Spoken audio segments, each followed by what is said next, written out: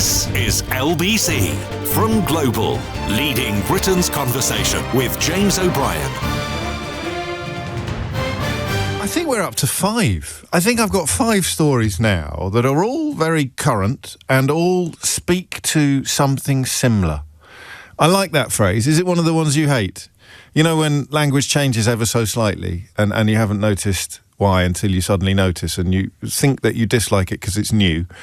Because we all hate new things, remember? Especially when you get older, you hate new things. And then you stop and think about it and you quite like it. And I've caught myself using this one quite a lot in ways that I never would have used 10 years ago. It speaks to. So an idea speaks to an event speaks to an idea. So these are 5 stories all speak to something similar. They speak to the same theme. Hard to pin down. I really like that turn of phrase, I realise, and I make no apologies to you if you hate it. I will convert you, I promise, but it may take time. But there are 5 stories in the news this week, mostly today, partly yesterday, that all, to me, seem to speak to something quite similar. You have David Lammy proposing to wipe juvenile criminal records. You have Lisa Nandy speaking of the violent indifference that youths have faced for years. You have youth unemployment in the UK rising faster at the moment than anywhere else in the G7. The figures are heartbreaking. We've done a lot on this sort of subject lately, but the evidence continues to amass up to about 15%. From about 11 in the key category. So you've got the youth clubs that Lisa Nandy is keen to resurrect. You've got the criminal records that David Lammy is keen to excise. You've got the youth unemployment that statistics tell us is rising faster than in any other G7 country. And then the 2 stories that are not immediately part of the same pattern, but which I think very much are. We begin with the possibility, it is only that because these things are rather hard to pin down, but the possibility that about half of people arrested at any given time may have ADHD, may be on that particular spectrum. And the final one, oddly, is the social media ban that has come in Australia now, and which we have also talked about earlier this week. And what do they all have in common? Elements of it are fairly obvious, but let me try and paint you a picture. Let me try and plot a spider's web of how these 5 stories are interlinked and interwebbed, if that's even a word. Some of it's quite obvious. If you are caught young enough and provided with some inspiration and or guidance that you are not finding anywhere else, most obviously at school or at home, and that might be partly through an unfortunate set of circumstances, a dereliction of duty, or it may just be bad luck. You know, it might be that you derive enormous pleasure from team games, and you can't really get into team games at home, and your school has sold its playing fields. I'm clichéing slightly, but it might not be evidence of deprivation or poverty or lack of privilege. It might just be bad luck. The point is that a hub, a youth club, can provide you with something that inspires you for the rest of your life. At the moment, at 10:07, that's probably going to be the basis of my first question to you this morning. But that, it would seem to me, makes you less likely to go off the rails later. If you have ADHD, then you become measurably more likely to go off the rails later. That's a question we may be looking into later, the question of why that is. For those of us who don't really understand, it would be very helpful for those of us that do to simply explain why we think the incidence of people in prison disproportionately reflects people believed to have or likely to have ADHD. So those 2 things are fairly obvious. The social media ban plays into this because what are they supposed to do now that they're not on social media all day? I don't know that anybody really clings to the notion that social media, particularly for teenagers, has been an unalloyed good. You know, I don't know what everybody's talking about. It's fantastic. You don't even get the sort of myopic self-interest perspective on this when people argue that, well, it didn't do me any harm, therefore it can't possibly be doing anybody else any harm either. It's a helpful trope if you're a right-wing newspaper columnist, but it doesn't seem to make much sense anywhere else in the human race. Well, it hasn't affected me, therefore it must not exist. Imagine saying that about flu. Imagine being in the middle of a flu epidemic, as we are at the moment, and finding someone who hasn't got flu and therefore is convinced that everybody else is faking it, or everybody else is making it up, or indeed that flu doesn't exist. I'm not even joking, because we kind of had that during COVID, didn't we, in many ways, when the stakes were so much higher. But we all kind of agree that teenagers' access to social media is more bad than good. And we all kind of hope that Australia's ban on access to some of these platforms for under 16s works. I'm really keeping a very, very close eye on that in the hope that it will work. But it speaks to the youth clubs and to a lesser extent to the ADHD, because, of course, what will people do? Especially perhaps people with short attention spans. What will young people do now that their access to social media faces possible closure? Number 4, I think, is obvious. David Lammy wants to wipe the records of people who committed crimes in their youth. Now, it's actually probably the least tangential, or the most tangential of these 5 stories, the one that sits a little bit apart from the other 4, because this isn't about preventing offences. If you're going to a youth club, if you're being gainfully engaged by other issues, then if you've got a job to bring the youth unemployment into it, then you are less likely to commit a crime. So that element of it is obvious, but the actual removal of records, the excising of a record, doesn't speak directly to the other 4 issues, but it certainly tangentially does. It's part of the same picture of doing more to help people, particularly young people, albeit that Lammy's proposals would help people of almost any age. And then I think the most obvious one of all, youth unemployment being higher here than anywhere else in the G7, that's partly going to be linked to an absence of vacancies, but it's also going to have something to do with things that have happened and are happening to the relevant cohort. So learning the skills that you need to engage. I love the word mesh, another word that's come up this year. We should keep a closer eye on things, Keith. We should have had a word of the year, shouldn't we? It's too late now. It's the middle of flipping December. I break up next week. But we should have had a word of the year. I like mesh. Someone explained to me, because I talk a lot about the cogs not biting. So one cog is spinning round and another cog is spinning round, or another cog is stationary. It's not spinning round at all. And I talked about you need to find a way of getting that cog to bite that cog. And you told me that the correct word is mesh. Cogs don't bite, they mesh. And when the cogs mesh, the machine works.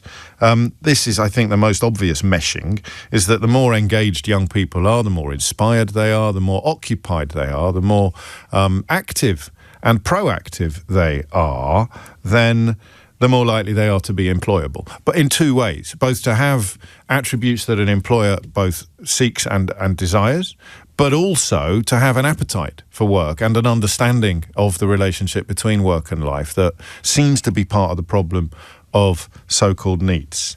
I know what you're thinking, James, this is supposed to be a phone-in, but you know what I'm thinking. You say that every day, and we usually manage to muddle through. So there are 5 stories. Lisa Nandy's talk of young people facing violent indifference and announcing plans, a national youth strategy designed to engage and interest the most isolated generation. That obviously links into the social media ban, because one of the main reasons why they're so isolated is because of the lure, the siren lure of social media.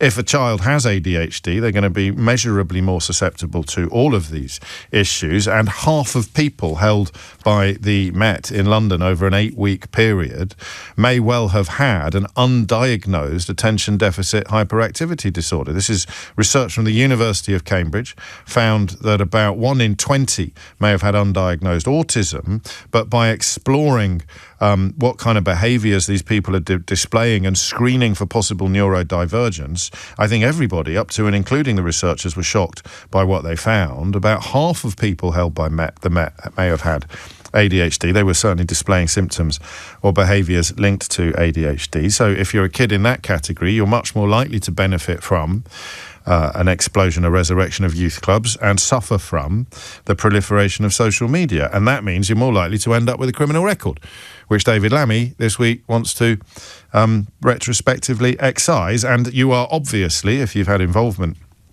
with criminal behaviour, whether you've got ADHD or not, you become immediately less employable. So what would you start with if this was your show? I can't really launch 5 separate phone-ins at 13 minutes after 10 this morning. It doesn't really work. I wish it did. One day it will. I keep trying. I sort of make it even more natural conversation than we are already during the time that we spend together, when it could be you that goes off on a mad tangent, not just me. 5 different subjects, all of which seem to speak to similar or linked themes. And yet you can't do 5 separate phone-ins at the same time. So which one do you start with as a way into the other 4? Which of those 5 stories, Lisa Nandy's youth clubs, ADHD and the Metropolitan Police, social media bans for teenagers, David Lammy's excising of criminal records, and the rise in youth, the unique rise, the world-beating rise in youth unemployment, which one do you start with in order to open doors potentially to the other 4? I think it's Lisa Nandy, isn't it? I think it is the curious plight of the most digitally connected, but also the most isolated generation in the history of humanity. Leaving aside questions we've already tackled this week about policing online spaces under new laws and possibly following the Australian lead on a ban, looking at what she plans to do to address it. The Youth Matters plan, backed by £500 million, looking at 500,000 young people and providing them with, and this is important, trusted adult access to a trusted adult outside their home and schools. So 250 new or refurbished youth clubs over the next 4 years. 50 hubs providing access to professional support. Areas of particularly problematic coming to the front of the queue: Birmingham, Nottingham, County Durham, and new support for youth workers. Lisa Nandy said yesterday there's an urgency to this. The most connected and the most isolated generation in history, with a significant of young people who don't feel safe in their daily lives, in no small part because of what is happening online, and England is an outlier. Things are worse here than they are elsewhere. They're bad everywhere, but they're worse here. Some mornings I'd want you to tell me why. Why is England suffering more from this? And when she says England, I don't know if she's misspeaking and she means the United Kingdom, or whether England is measurably worse than Scotland, Northern Ireland and Wales.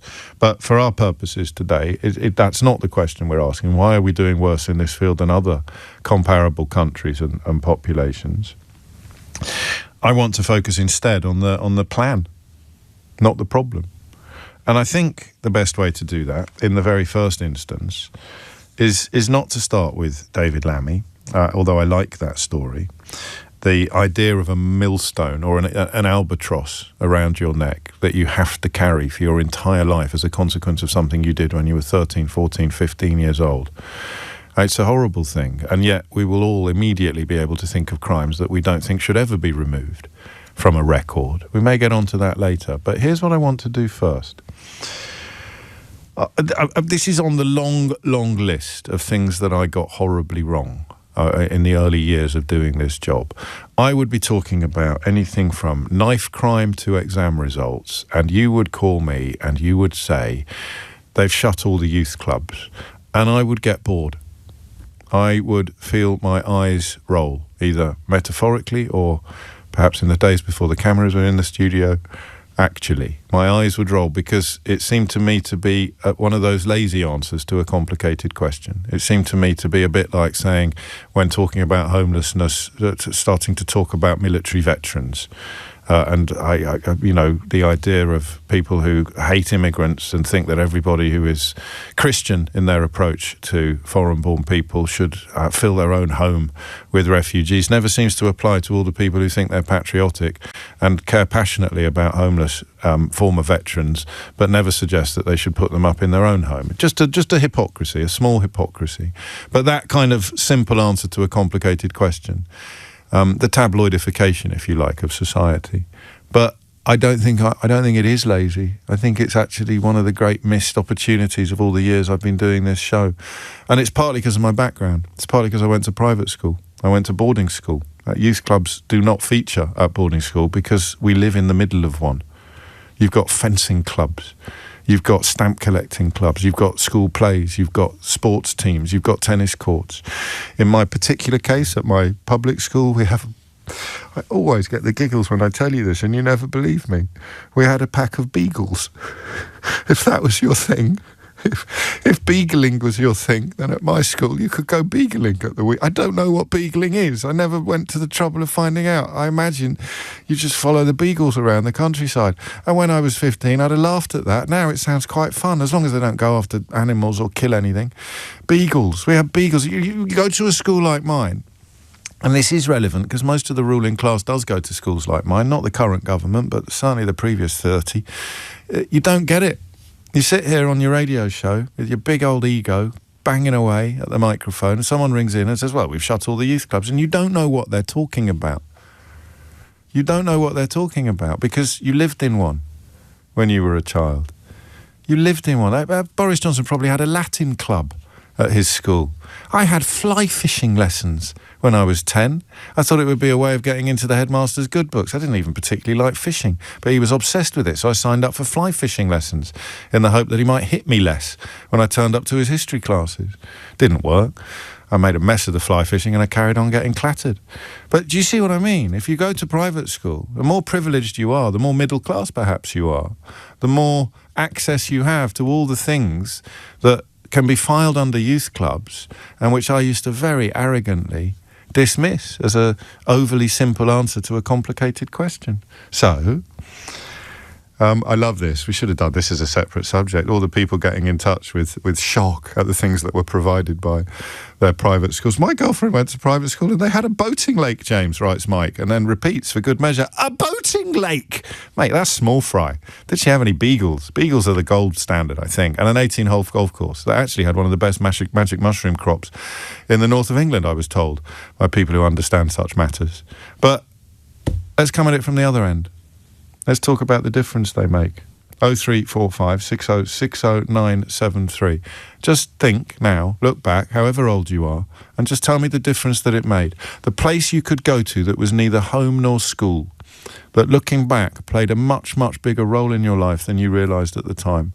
Like Lisa Nandy wants to bring them back. We can have a little look at whether or not they're anachronistic, whether or not they will still be fit for purpose, whether they could still make a difference to a generation weaned on social media and screens. But in the first instance, let's just look at why they are such a good idea, why I was so wrong to dismiss them as part of the answer to knife crime, to gang culture, to youth unemployment, to... well, you name it, really. If it's a problem that young people suffer from, youth clubs can be part of the solution, can be part of the answer. I don't care what it was. It doesn't have to have been a specific youth club. I was also in the RAF cadets, would you believe, for a while. But it was part of my school. All the things, I'd never clocked this before. All the things my school provided as part of the normal service would, for people at less privileged schools, be extracurricular activities, would be things you had to do either after school or outside school. Utterly normal for people from my educational background. And we shouldn't be part of this conversation.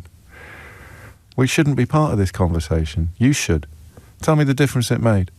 The thing you did outside school or outside the home as a young person, the inspirational figure perhaps, who was neither a teacher nor a parent, but who, looking back, left indelible, profound and entirely positive imprints on your life. What was it? Who was it? Where was it? 0345 60 60 973. James O'Brien on LBC. As if to prove my point, just in the little break there, Keith and I were talking. Keith went to a very normal, what I think they would once have called a bog standard comprehensive school. That was a politician's term, and I've checked with him. It does apply.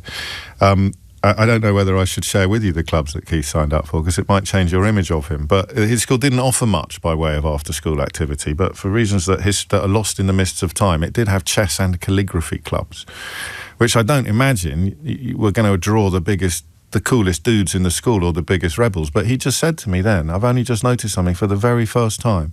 In the same way I just noticed that my education makes me ludicrously unqualified to talk about normal people at normal schools doing normal things.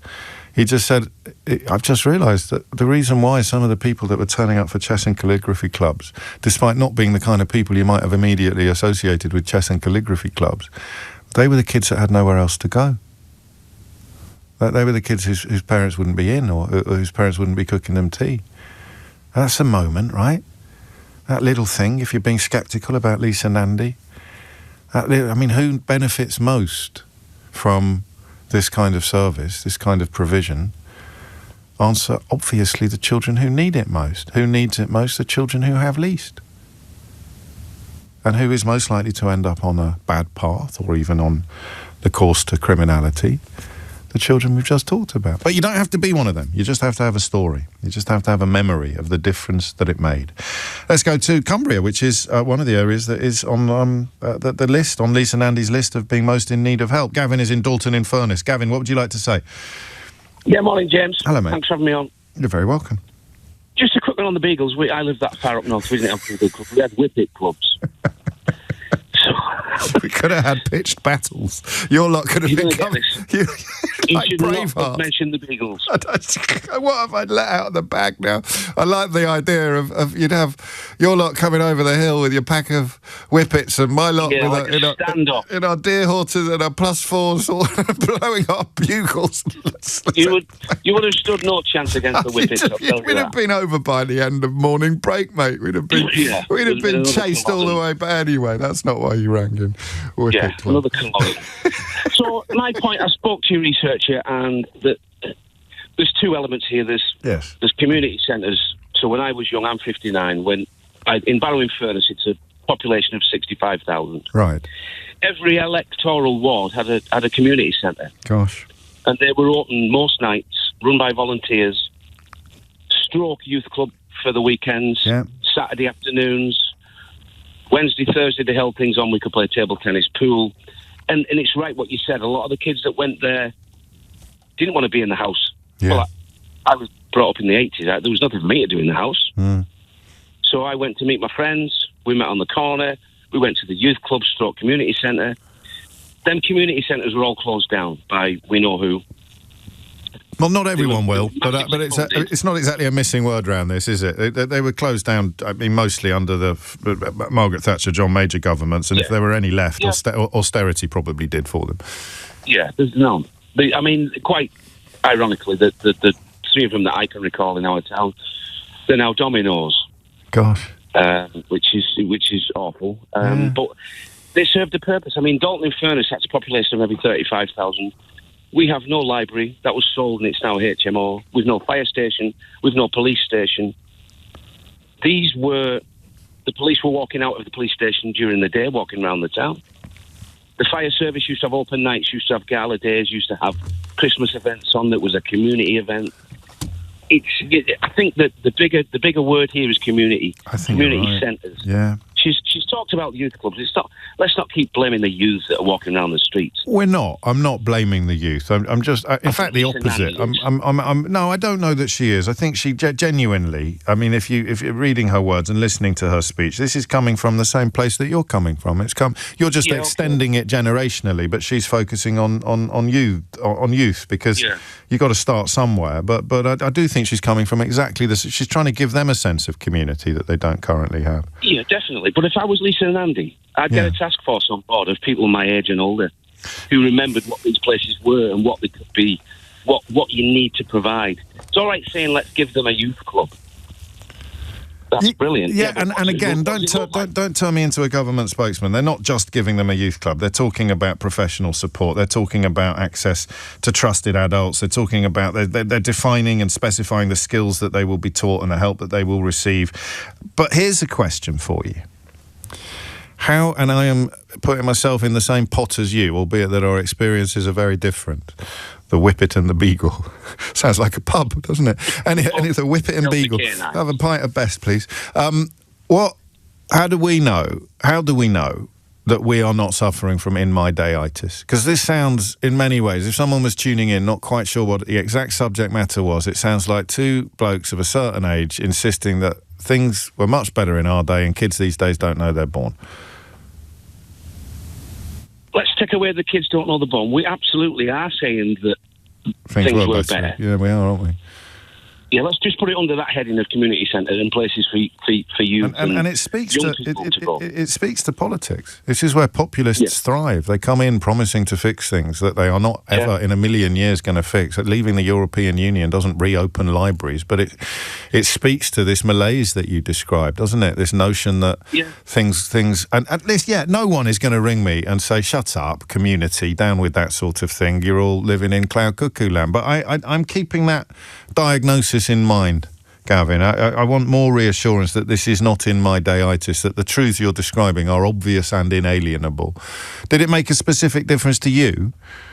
It did. It definitely did. Yeah, I mean, it made me the person I am. But being able to form friendships and being outward and confident and social capital. Into that community centre and talking to adults. Yeah. You know, some youth.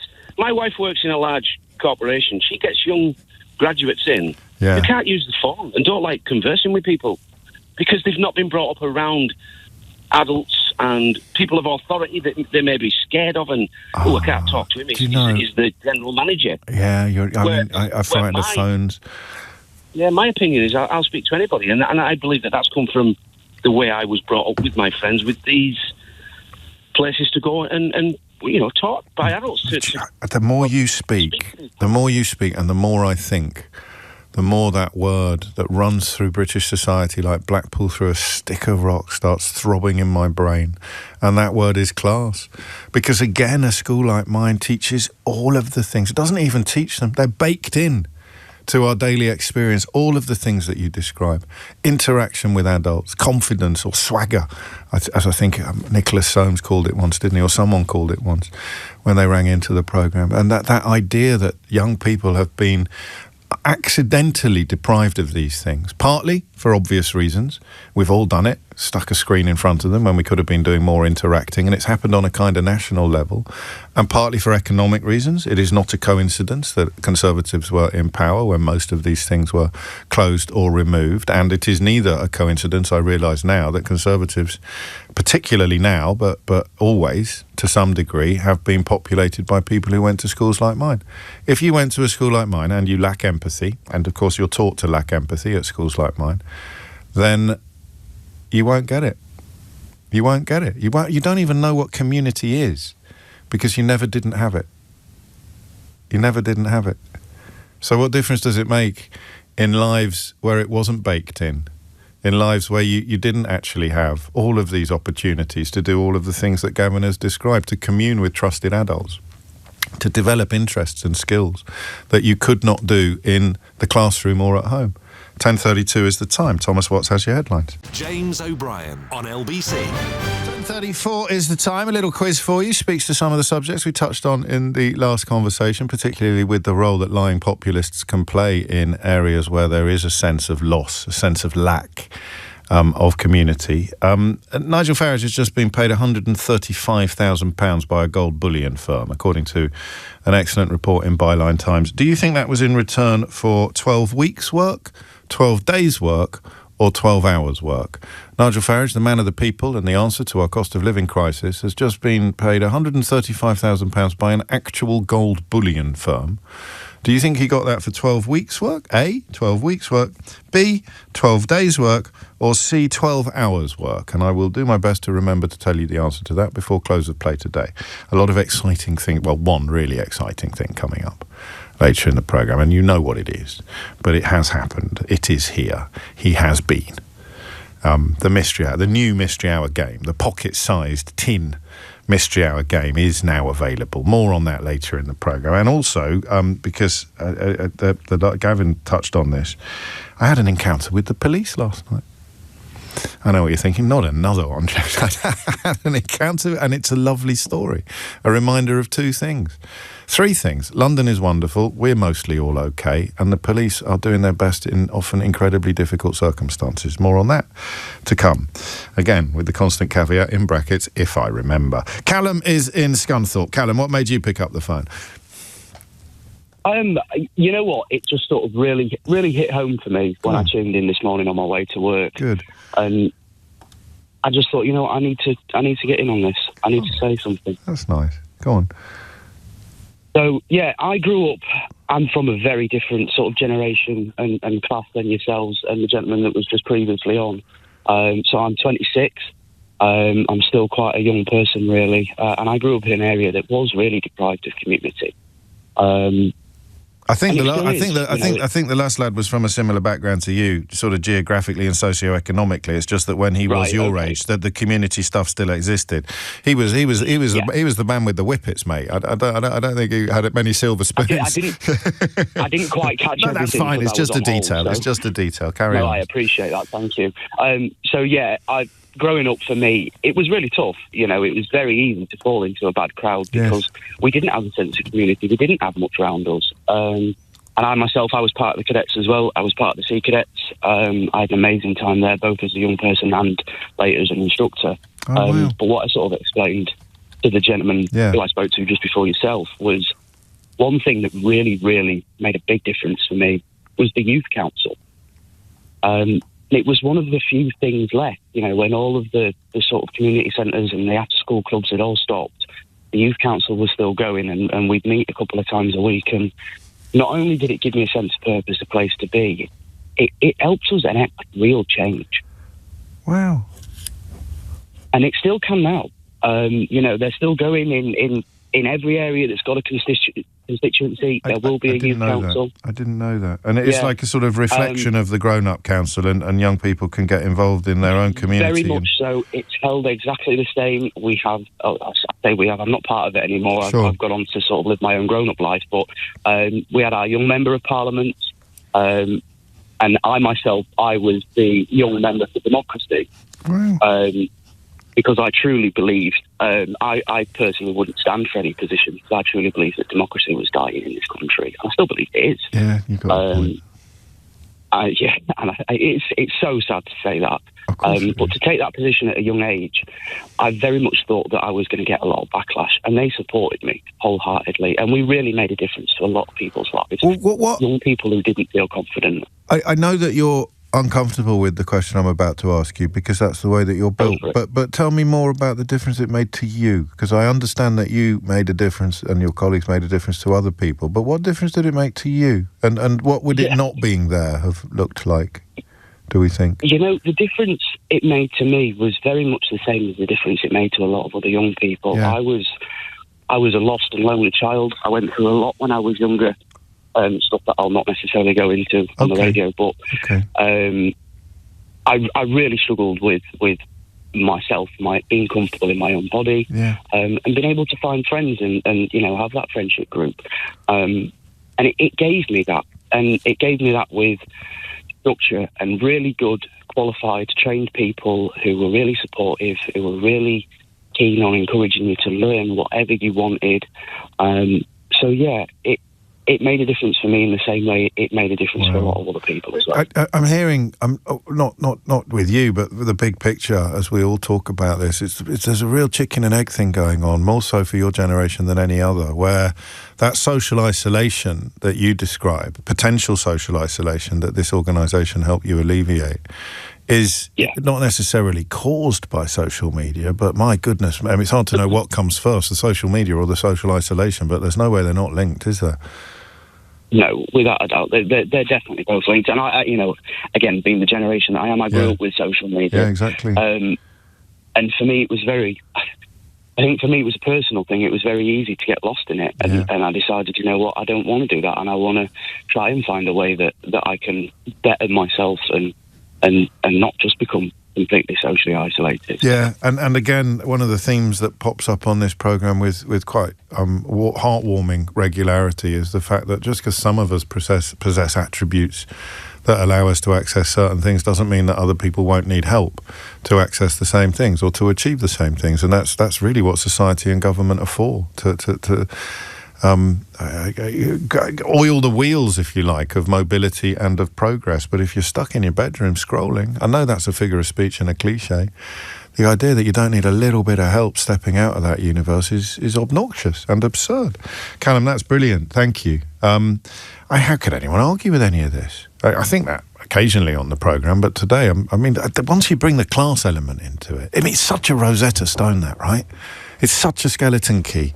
Why is it only Labour governments that get involved in this kind of thing? Because your average Tory, and this isn't even a criticism, it's simply a description, has no concept of what it's like to have no access to all the things they grew up with access to. And I can speak from a position of guilt, not just a position of critiquing others, but if you've got a Greek club at your school, the notion of hitting 3:30 when the bell goes and not knowing what you're going to do until bedtime is inconceivable. To paraphrase The Princess Bride, it's absolutely inconceivable. There is always something you can do. You can play table tennis, you can play snooker, you can play pool, you can go to fly fishing club, you can go to Greek club, you can go to the model railway club. There is not every school's going to have every one of these, but just the simple space, especially if you're boarding, as almost every member of the last few Tory cabinets was. The world that you inhabit is so utterly different. And to bring the politics back into it, what moves into the vacuum that is created? Racists who think that they are somehow endorsing community spirit by painting your local roundabout. Literally, that's the vacuum that is created by all of the things that we're describing. And who moves into vacuums? Fastest and first. The worst kind of people move into vacuums fastest and first, with wrong answers, with lies, with othering, with demonisation and with discrimination. Point over there, that's who to blame. Don't blame the people that shut the library. Blame the people staying in the travel lodge up the road. Don't blame the people who shut the library. Don't blame the people who shut the community centres. Blame, blame the unemployed people who quite possibly would have jobs if they hadn't shut the community centres. And speaking of those kind of characters, the answer to the question of how long Nigel Farage worked in return for the £135,000 that he has just received from a gold bullion company was, and you may have worked this out for yourself, it was not 12 weeks, it was not 12 days, the answer was 12 hours. And yes, you're right, that's the same Nigel Farage who has announced that he is minded to cut the national minimum wage in the event of him ever getting into power. So 135 grand for he, and a cut to the minimum wage for thee. It is coming up to 11:15. Margie on the Wirral is up next. Interesting, all the calls so far have come from the north, and looking at my screen, I've got 2 leads. I've got a Croydon, there we go, and I've got a Merton as well. Hopefully we'll have time to get to those. But the other thing I need to tell you is about Operation Servitor. Metropolitan Police and other police organisations doing a thing that, because they don't have a massive budget or a marketing rate or 10 lobby groups who masquerade as think tanks without telling us who pays their wages operating on their behalf, you may not have actually come across it. This is what the leaflet says. We want to protect London from harm. We need your help to do this, to remain alert in the places you live, work and socialise. You may have picked up on, I'm not reading this bit now, on a little bit more police activity in your community. You may not have done, but I have noticed it in Brentford in West London where I live, and they say this activity is designed to keep our communities safe from a range of criminal activity including terrorism. So there are plainclothes officers around who you won't have noticed. There will be uniformed officers, search dogs, police horses, vehicles and searches. And if you go to met.police.uk you can find out a little bit more about it and discover what the purpose behind it is. 101 remains the number you should call if you encounter anything suspicious, and specially trained officers, that's the point, will take your call. Just an attempt to sort of, I'm mentioning it now because it speaks to community. It's the idea that police officers are in your community and they are there to help you, and they are there to catch the people who wish us all harm or who are doing bad things. And this is a tiny little story, but it made my day. It uplifted me. I'm coming back from tennis yesterday. I play on a municipal court before anybody accuses me of having a pack of beagles in my garage. What do you mean you've got a garage? Honestly, O'Brien, you've got no idea, have you? It's a garage socialist, or a garage socialist, perhaps. My phone fell out of my pocket. I realised when I got home. And what's that feeling like? Who hasn't had that feeling? Oh, Lordy, you've left it on the tube, it's fallen, or you can't work out where it is, but you know you haven't got it. And I think that's it, that's game over. It's Christmas next week. What the hell am I going to do without a phone? Or the week after next, but you take my point. And so Mrs. O'Brien does the thing on her phone, you know, put a message, register on Find My, register it as lost. And we can see it on Find My. and it's up the road. It's not on the route that I took home, so I'm obviously thinking straight away, oh, someone's got it. Why haven't they turned it off? I'm also thinking that. Why haven't they turned it off?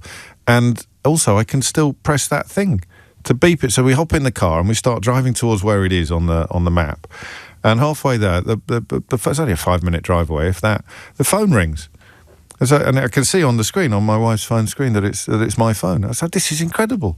Have you lost your phone, mate? Yeah, I have. This is amazing. Where are you? Who are you? This is incredible. Thank you. And he goes, oh, we're just parked up on the corner, opposite the Premier Inn. You just look for the big police van. So I turn up, a big police van, opposite the Premier Inn, and it is an Uber Eats driver who has seen the phone in the road, going on his way, sees the van parked up, brings the phone over, gives it to the coppers ring me, the police officers, sounding like some sort of extra from Minder in 1984, coppers, shut up, and they ring me. And so not only is it the good citizenship of the Uber Eats driver, but it's also the fact that the police were present. There was somewhere he could go with my phone. It wouldn't have happened otherwise.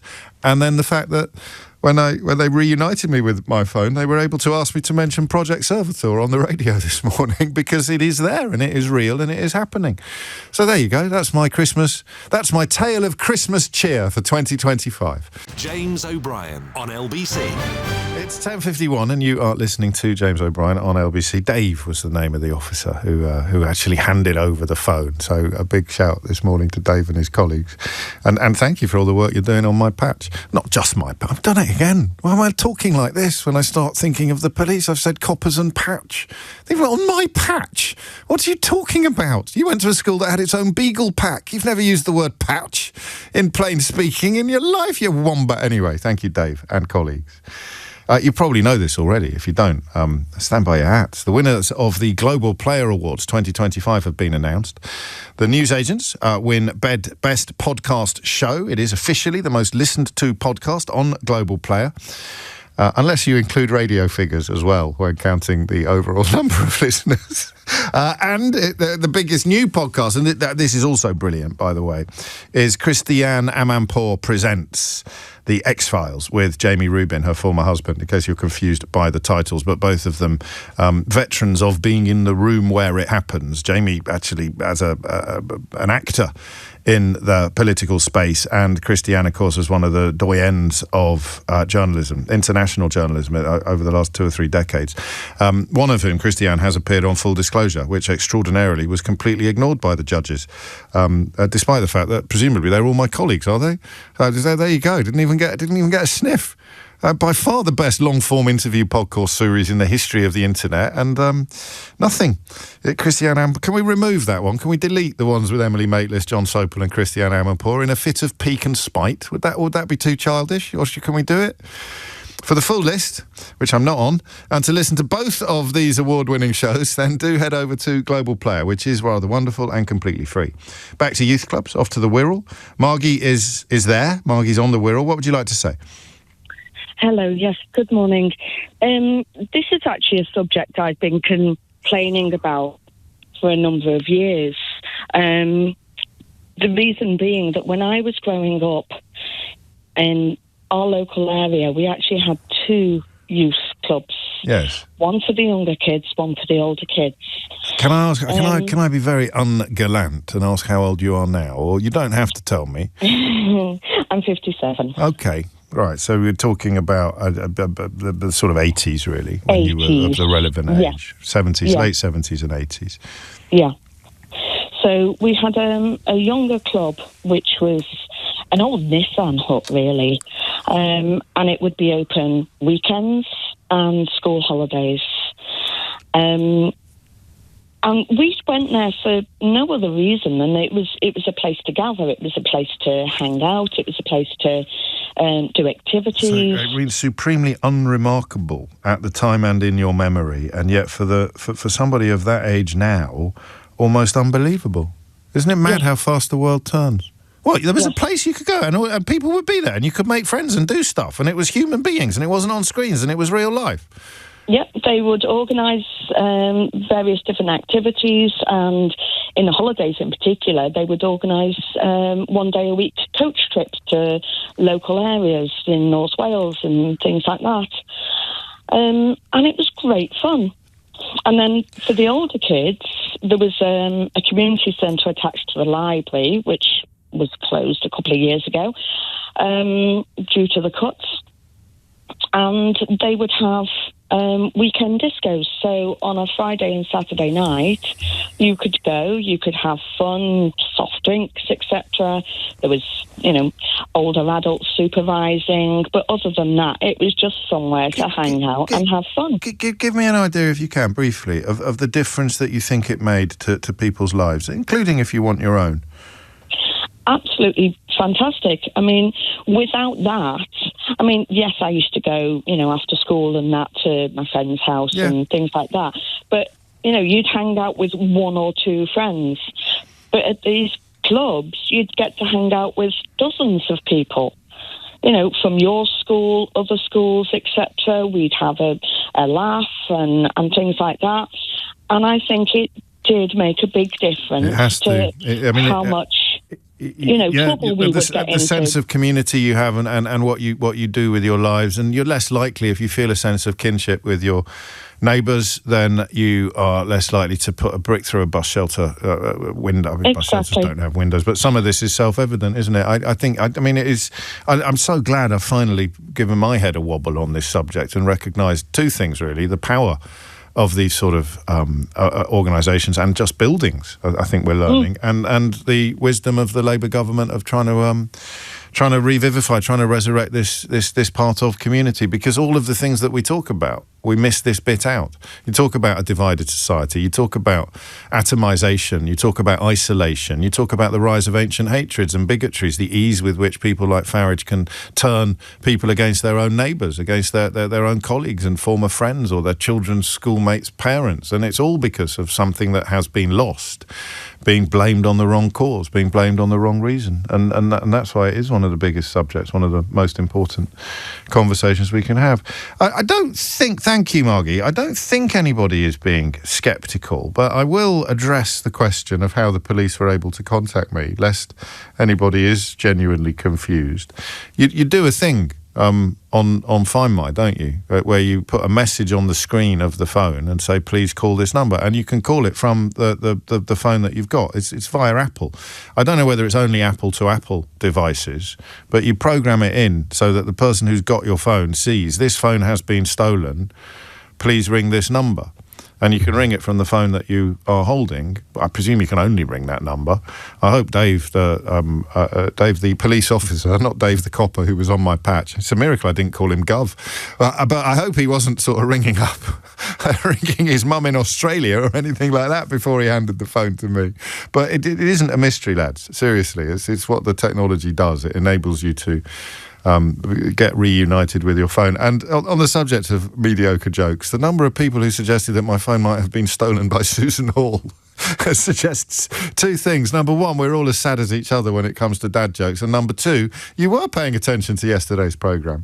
10:58 is the time. Emma is in Croydon with the last word on this. What's it going to be, Emma? I'm a big fan of yours, James. You're very kind. The person that I'm going to talk to put me on to you about 5 years ago. Oh, gosh. But basically, 20 years ago, my husband was a youth worker in Stockwell, South London. Oh, yes. Lots of shootings, stabbings, all that kind of awful stuff was going on. And he worked in a youth club, and one of the young people said when he was about 14, I want to do something different with my life. His brother and his friends, who my husband also worked with, were kind of into drugs, gangs, all of that. So he got him to do jobs around the youth centre, and then linked him with a lawyer that we know. And this young person, who's now 35, is qualified and a successful lawyer. And I think the thing that I wanted to talk about is we went to his birthday party and an engagement party a couple of weeks ago in Clerkenwell. He had an open bar, so he's very successful. And he's got the same circle of friends that, grew up in Stockwell. Yes. And so many of them came up to my husband talking about, thanking him for believing in them, for being there, for opening their horizons. He was also involved in something called Snow Camp, that took inner city young people on skiing trips. And my husband always said they would literally be against each other, and then they'd get out of London sort of 10, 20 minutes, they're down the road and they're all together, and that sense of community and belonging and just having different experiences was really, really, impactful on their life. But what incredible stories! Incredible stories, and there'll be a sliding scale as well, won't there? There'll be the fancy pants lawyer who can afford an open bar, but there'll be lots of other people on different rungs on the same ladder. Yeah, there's a train driver. One had a beauty salon. Yeah. Another's a professional footballer. So they're all their parents as well. So they talked about that experience. But youth clubs were great back in the day. Are we going to take a turn now, and you're going to tell me that the club's not there anymore? Of course, it's not there. It was funded, and the funding got cut a long time ago. So my husband went into kind of more residential work. Yeah, but he sounds like quite a guy. He sounds like a keeper. He is. He's amazing. And if that wasn't enough, got me on to you. That's what I was about to say. If that wasn't enough to chalk up in the plus column, he told you about this programme as well. Yeah, will you give him our best? What's his name? Just his Christian name. I don't want to embarrass him. Clive. His name is Clive. We like Clives, and we like this Clive in particular. Thank you, Emma. What a lovely thing to hear, and that idea, not just from Clive and Emma, but from the boys themselves, the children themselves, the girls as well, just recognising the role that they played. And this has been a big morning for me, because I'd already done the head wobble of thinking, of course it was an answer to the question I was asking, but I hadn't worked out why I was such an idiot. I'm being a bit unkind to myself. I hadn't worked out why I've struggled to see the importance of something that was self-evident to you. And that's the answer. It's class. It's class, and it almost makes me a little bit more sympathetic to some of the Tories that shut these places down, because it wouldn't have crossed their mind that they were providing something that you don't otherwise have, because people like me didn't have it. It's not even Joni Mitchell, is it? It's not, you don't know what you've got till it's gone. It's, you don't know how important something is if you've never actually noticed that you've got it and other people haven't. James O'Brien on LBC. 5 minutes after 11 is the time. Very good morning indeed to you. I've got some rather good news. I was joking a moment ago, joking around, just joshing, when I was telling you about the Global Player Awards and the inexcusable fact that I appear to be absent from all categories, despite presenting several superb podcasts. The newsagents romping home ahead of the field on the most popular podcast on Global Player, and Christiane Amanpour and her ex-husband Jamie Rubin coming in on the best newcomers. I guess technically I couldn't have got best. I have actually won a very prestigious award. And I was just told during the break, and I will share more details of that with you this hour. I almost certainly won't forget, and I want you to form an orderly queue before congratulating me. It's literally just been announced in the last 6 minutes, and I am delighted to tell you that I am the recipient. And it's all me as well. I don't even have to go on about the team or pretend that other people are intrinsic to my success. I mentioned my agent, if I had one. Keith, nothing to do with Keith, nothing to do. Eleanor's not here today, but it doesn't matter because this award is all for me. Elliot's standing in for it. That doesn't matter either because this award is all about me. It's all about, nothing to do with Rebecca, nothing to do with Amelia, nothing to do with any of the management team upstairs, nothing to do with any of the other presenters. It's all about me, this award, and I'm delighted to have won it, and I will share more details regarding precisely what it is probably in about 10 minutes, in 8 or 9 minutes before we hit the next break, because I don't want you to die from suspense. That would cast quite a shadow over my extraordinary achievement, over my magnificent achievement, over my unprecedented success. That's coming up very, very shortly. So what do we move on to next out of those 5 stories? We've done the importance of the youth clubs. I like the story, as in I think it would be very illuminating. If you're just joining us, there were 5 stories this morning that I sort of sensed or believed were all linked in various different ways. One about Lisa Nandy's determination to revivify the world of youth clubs and community centres for young people. One about half of people held by the Met in a single month being likely to have ADHD. One about the social media ban in Australia. One about David Lammy's determination to excise criminal records for some former young offenders. And one about the rocketing youth unemployment. You can see that they all dance around the same maypole almost. We may get back to the ADHD one tomorrow because we're all on an incredible journey of discovery with regard to some of these neurodivergences and the sense they make of things that have gone on in countless lives previously and continue to go on in countless others. But I think, to turn you to David Lammy's, not least because the idea that the government isn't doing anything or doesn't do anything is challenged pretty robustly, isn't it, by both Lisa Nandy and her determination to help reach young people, and by David Lammy, who, for good or for ill, is in the process of abolishing jury service or access to trial by jury for some accused potential criminals. And here is another example of something proactive that seems to come from a very good place. Thousands of people could have their childhood criminal records wiped under reforms being considered by David Lammy. Part of the reasons behind this would be to enhance the future job prospects of people who are still on the hook for things they did when they were, in many cases, very young. So some of the stories I've heard in the past, do you know, I'm not as funny as I think I am. Some people have already guessed what my award is. There's nothing funny about the award that I've won, but I can't believe some people have already guessed. Well, maybe you've Googled it, have you? You've looked it up and realised that what I've won.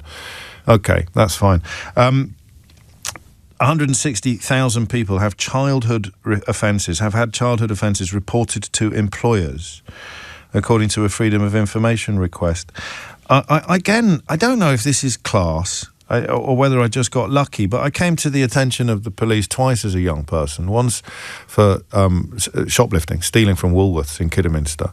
That was one of the worst days of my life. I've told you that story. Out of all the stories I share with you far too much, that's the one that chills my tummy the most. When my dad came into the interview room, I've never felt smaller, actually, up to and including the time I got slung out of school for drugs offences, and they got the drug squad involved in that as well. So I've had two, but no convictions. You see, just slaps on the wrist, both metaphorical and I think when I got home, actual. But the idea that would follow me around, would that if I'd gone to court and been convicted on the shoplifting offence or on the possession, I don't know actually what I would have been done for on that, given that we weren't found in. Anyway, it's a long time ago, and it wouldn't matter. But had that been on my record, then I wouldn't have been able to be a teacher. Is that right? I wouldn't have been able to be a social worker. I presume there are quite a few jobs, maybe the armed services, maybe the police service. And listen, I mean, you can do things at 15, 16, 17 that should absolutely colour the rest of your life. I would have thought that telling Jewish schoolmates that they belong in the gas chamber or marching around South London insisting that Hitler was right is something that you should never really be able to excise from the collective memory unless you clearly and publicly repent for your behaviour. But shoplifting or smoking weed, the idea that can cast a shadow over your adult life even now does seem to me to be wrong.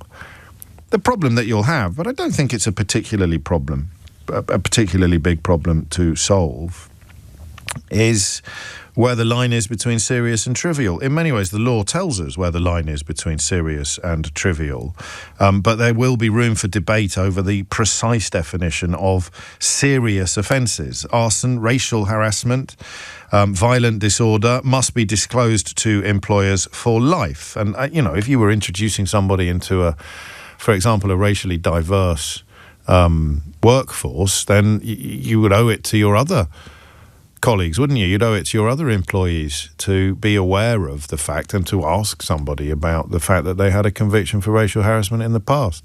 That's quite a good example, actually, given the obvious racial harassment involved in making jokes to Jewish children about gas chambers, insisting Hitler was right, or calling black schoolboys to go back to Africa, as Nigel Farage reportedly did in his youth on an increasingly extraordinary number, or almost on a daily basis as far as we can tell. But of course he was never arrested or charged with racial harassment in any of those cases.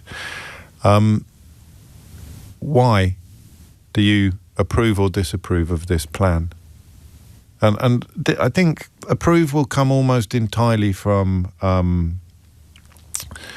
personal experience. I just want to know how hard it is. And listen, again, at risk of really driving home the fact that I went to a school that had its own Beagle pack, I do recognise I've lived quite a sheltered life in many ways, and it would have been much easier to get into much more trouble had I not had the kind of upbringing that I had. I still managed to get into more trouble than was fair on my mum or my dad, but still, the things you did... Look, here's the point. I fully believe that people can change. One of the easiest ways to tell whether they've changed is to look them in the eye and trust your instincts. It's not infallible, not perfect, but you would know. You can tell if someone is ashamed of something that they've done in the past. You can tell if someone is sorry for something that they've done in the past. You can tell if somebody has changed. This is why I link this story to the conversation about youth clubs. If you have benign and positive influences in your life, even if they come much later than your youth, then you can become a different person from the one you were when you committed crimes in your youth. And if you're now in your 20s, your 30s, your 40s, or in some cases even older, and you are forced, you are compelled, required to disclose to potential employers things that you did in your teens, and many employers will look at you differently as a consequence, I can't help thinking that Lammy's on the right path here. He's on the right course here.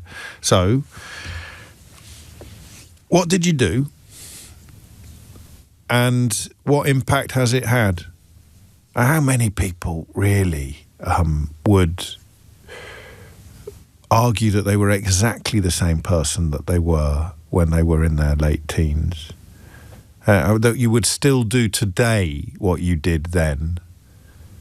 I mean, I kind of can't quite imagine myself shoplifting records from Woolworths. Well, it'd be very hard, wouldn't it? Because Woolworths doesn't exist anymore. But you take my point. The idea that would tell a potential employer anything about my honesty seems to me to be close to ridiculous. But then, you know, it's one of my strange habits, isn't it, to be a little bit authoritarian on some subjects and very, very committed to the importance of the relationship between actions and consequences. And nobody's saying you shouldn't have been punished at the time. Nobody's saying you shouldn't have had your collar felt. Nobody's saying that your, you know, victim should just shut up and move on. They're simply saying that 10, 20, 30, 40 years later, what possible relevance does a youth crime have upon the adult you have become?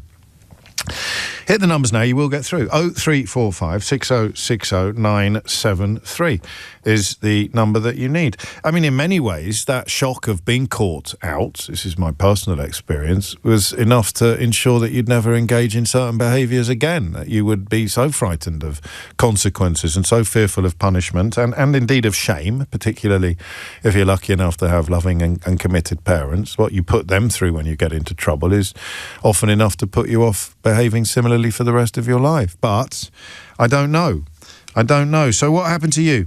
22,000 black, Asian and ethnic minority children had a police record, including for very minor matters such as a police reprimand. So I don't know the lingo here. I got a police caution, but it's not on my record. Or maybe I didn't get one. Maybe I did just get told off, partly because perhaps my parents were professionals and I was at a private school. I don't know. I honestly don't know. But I do know this. It can't be right, okay? It can't be right, can it, for people to still be held accountable as adults for things that they did as teenagers if they have clearly, consciously and demonstrably changed? Here's another question. How can you tell? So I've mentioned Farage's schoolboy anti-Semitism and racism and all of the allegations now mounting against him from countless former school friends. Nobody's claimed that he's changed. Isn't that extraordinary? Even him.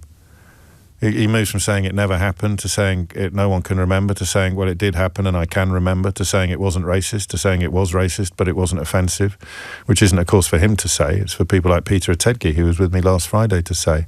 Still, you could tell. Didn't even tell his mum and dad at the time because he didn't want to take the gloss off what they'd achieved by sending him to private school.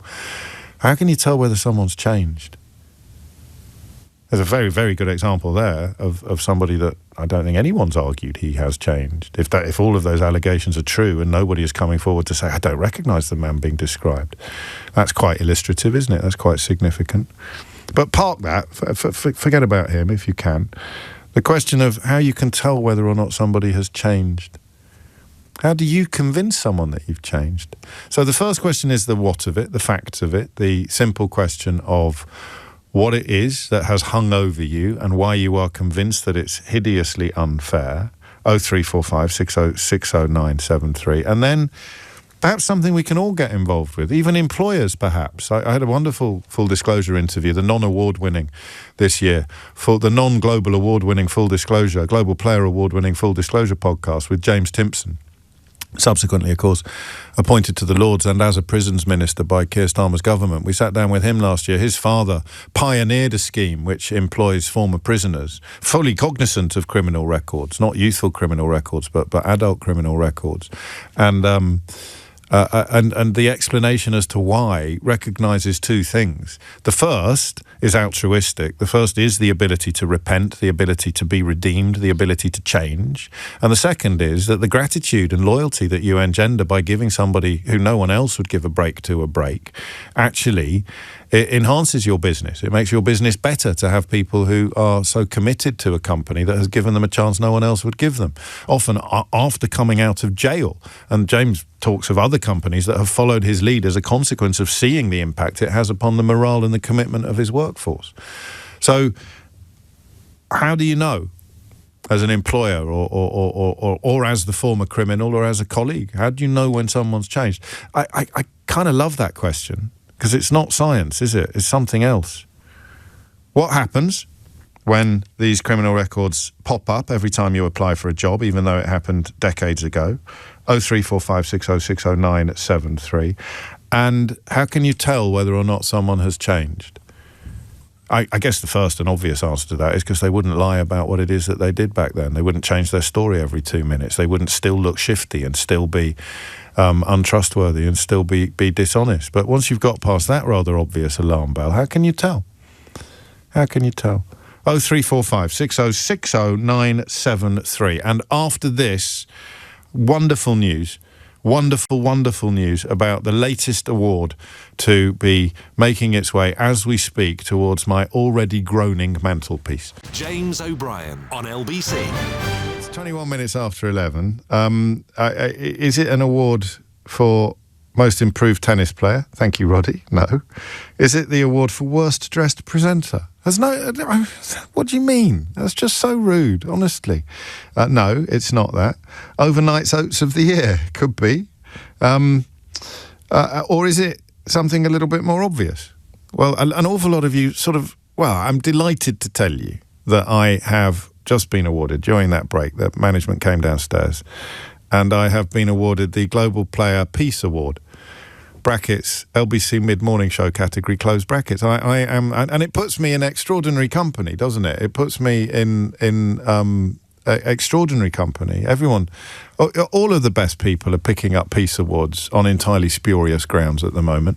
This is truly one of the great honors of my life.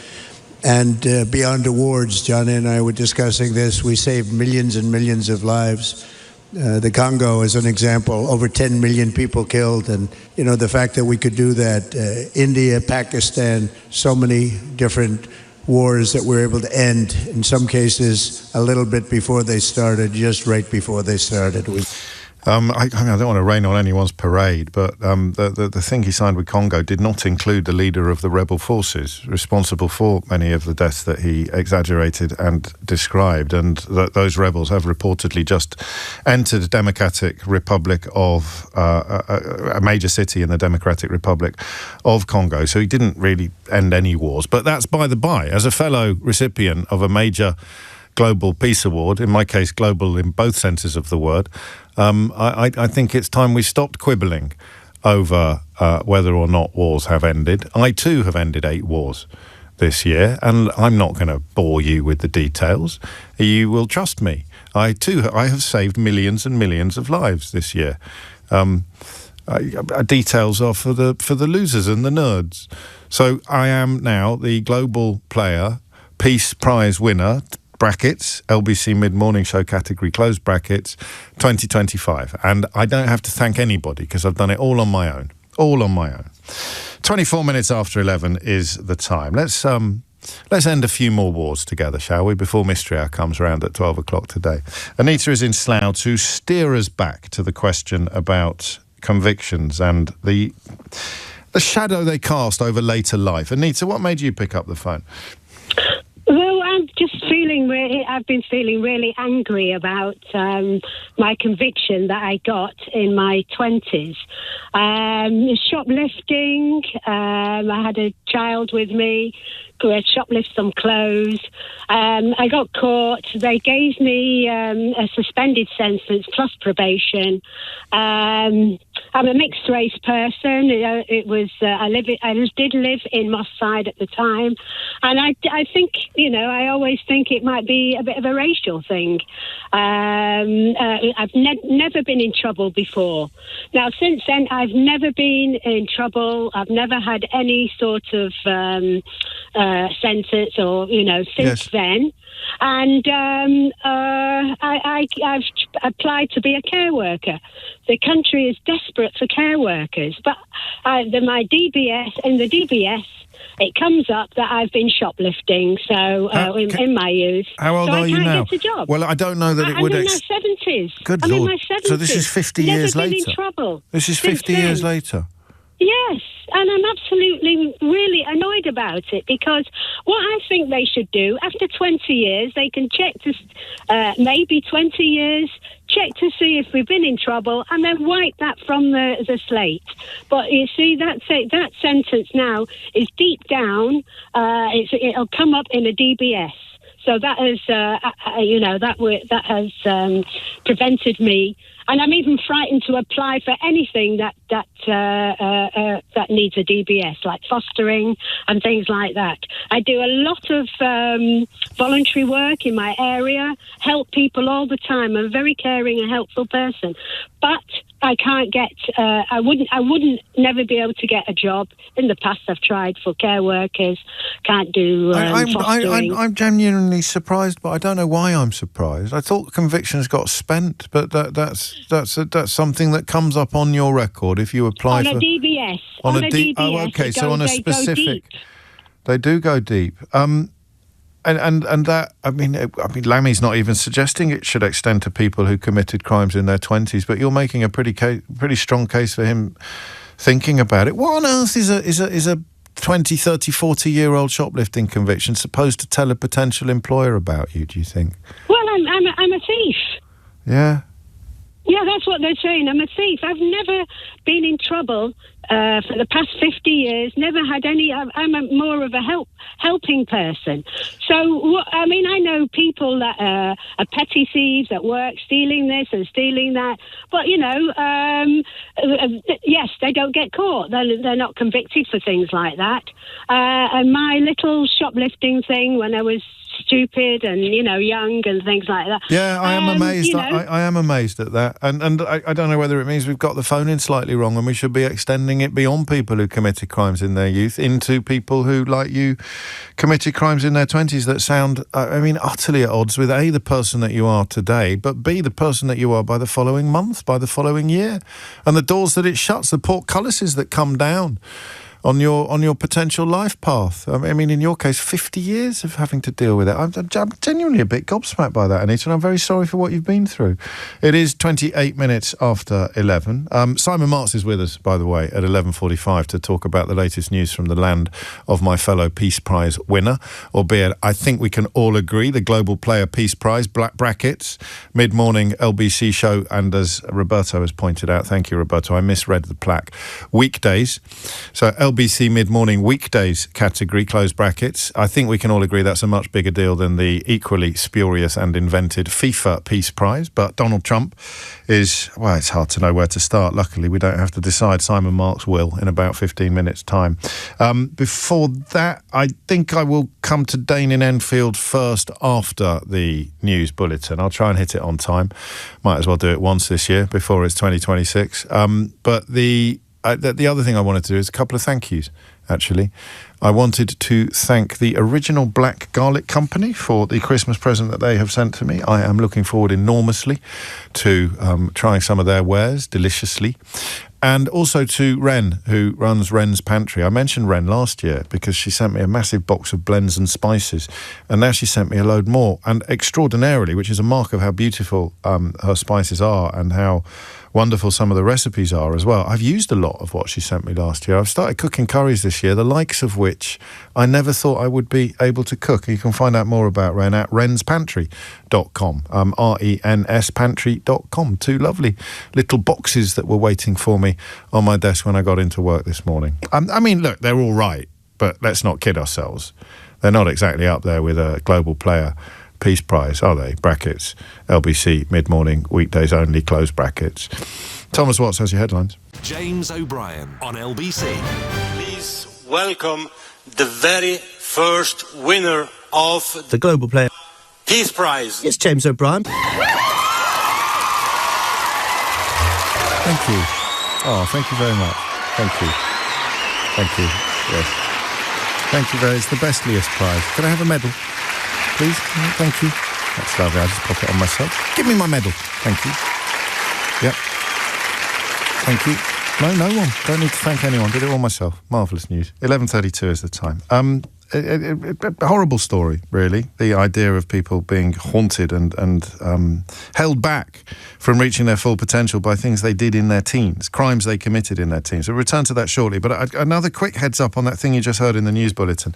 The number of people in hospital in England with flu is at a record level. And this is a serious warning because it's only December the 11th and it was up by an average of 2,660 patients in hospital each day last week. I told you on Monday, or possibly yesterday, that we know 2 teenage boys. Teenage boys, I don't know why I mentioned that. I suppose you're supposed to say fighting age, aren't you, in Brexit Britain? But, you think of them as being in their pomp, in their prime, and they have been hospitalised after contracting flu.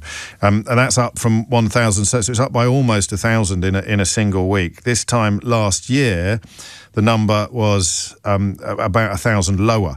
And in 2023, it was just 402. So when the National Medical Director of the NHS, Professor Meghana Pandit, says this unprecedented wave of superflu is leaving the NHS facing a worst-case scenario for this time of year, we should all pay attention. And of course, the advice yesterday was that if you display any symptoms whatsoever, then you should consider wearing a face mask. And like night following day, there are a couple of extremely hard of thinking individuals in your right-wing newspapers today having a fit of the vapours at the very suggestion, just as I told you there would be.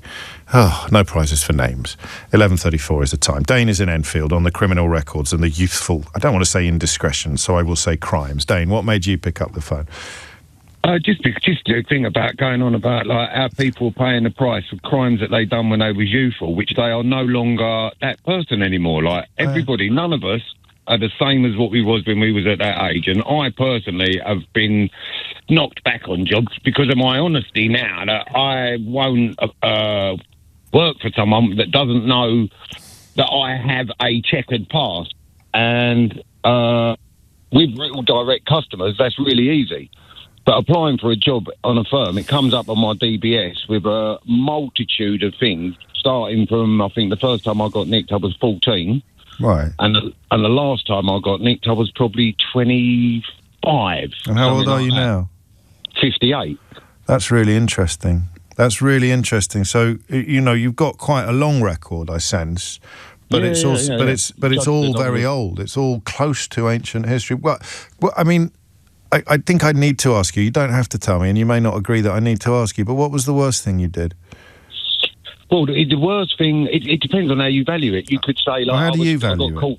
Well, the worst thing I did was not actually a crime in law. It was when I was a heroin addict. Right. And I kidnapped my mother. He was an emotional blackmail, saying that I was going to go and do something crazy if he didn't help me borrow money off of a rich relative. Okay. So that's the thing you're most.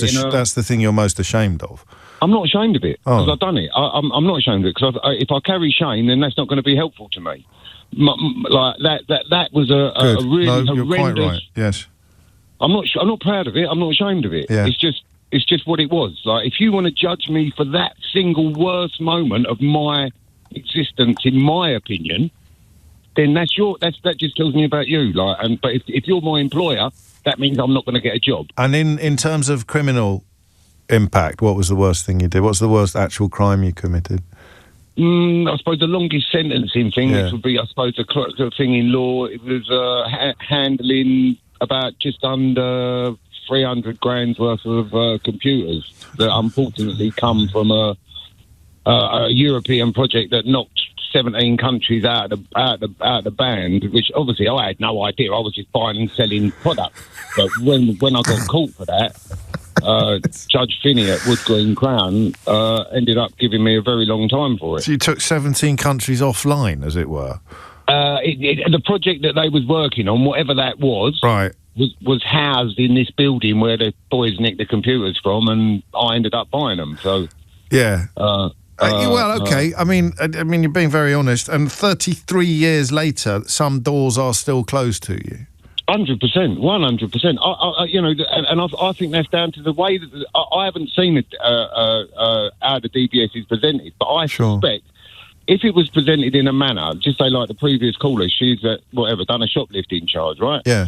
And that's holding her up. When the DBS present that, it shouldn't just say this Joanne, whatever has been nicked for shoplifting. It should say Joanne has been nicked for shoplifting when she was 17, but she has been an absolutely upstanding member of the community since then. No, my information is that it does, actually, and Anita may not have realised this, and it may well be that you would still struggle to get a job as a social worker, or there might be some doors that are still going to be shut to you. But I think there was an act a few years ago, and the it does do that. There is context provided on things like this, but not in a way that's ever impacted on you.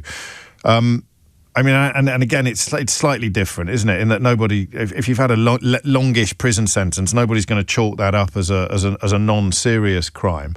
Just take me back, Dane, if you would, to what you were saying about like one-on-one customers. If you're doing business on a one-on-one basis with people, you're completely honest with them. You want them to know exactly what happened 28 and longer years ago. How do you do that? How do you handle that? If it's just a quick customer, like I'm going around there, put a TV bracket on the wall, the chances are they ain't going to get to hear that information because I'm done it, I'm out. Sure. But if it's a job that goes on for time, or they've got a certain personality where they're engaging and we just end up chatting, and quite often most of my customers, we end up having a relationship. Do you know what I mean? Like of course, friendship. Like they kind of grow. Do you know what I mean? I do.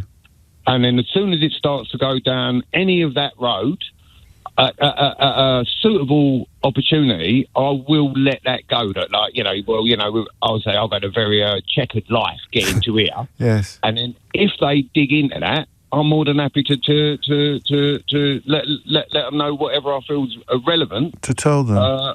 And if they don't, they just accept that. Like some people just say, I understand, you've got a past, we're not interested, we're interested in you here and now, you're lovely. And you've got 28 years of a clean nose to point to, really, if anybody is questioning the reality of the change that you've made. What made you change, Dane?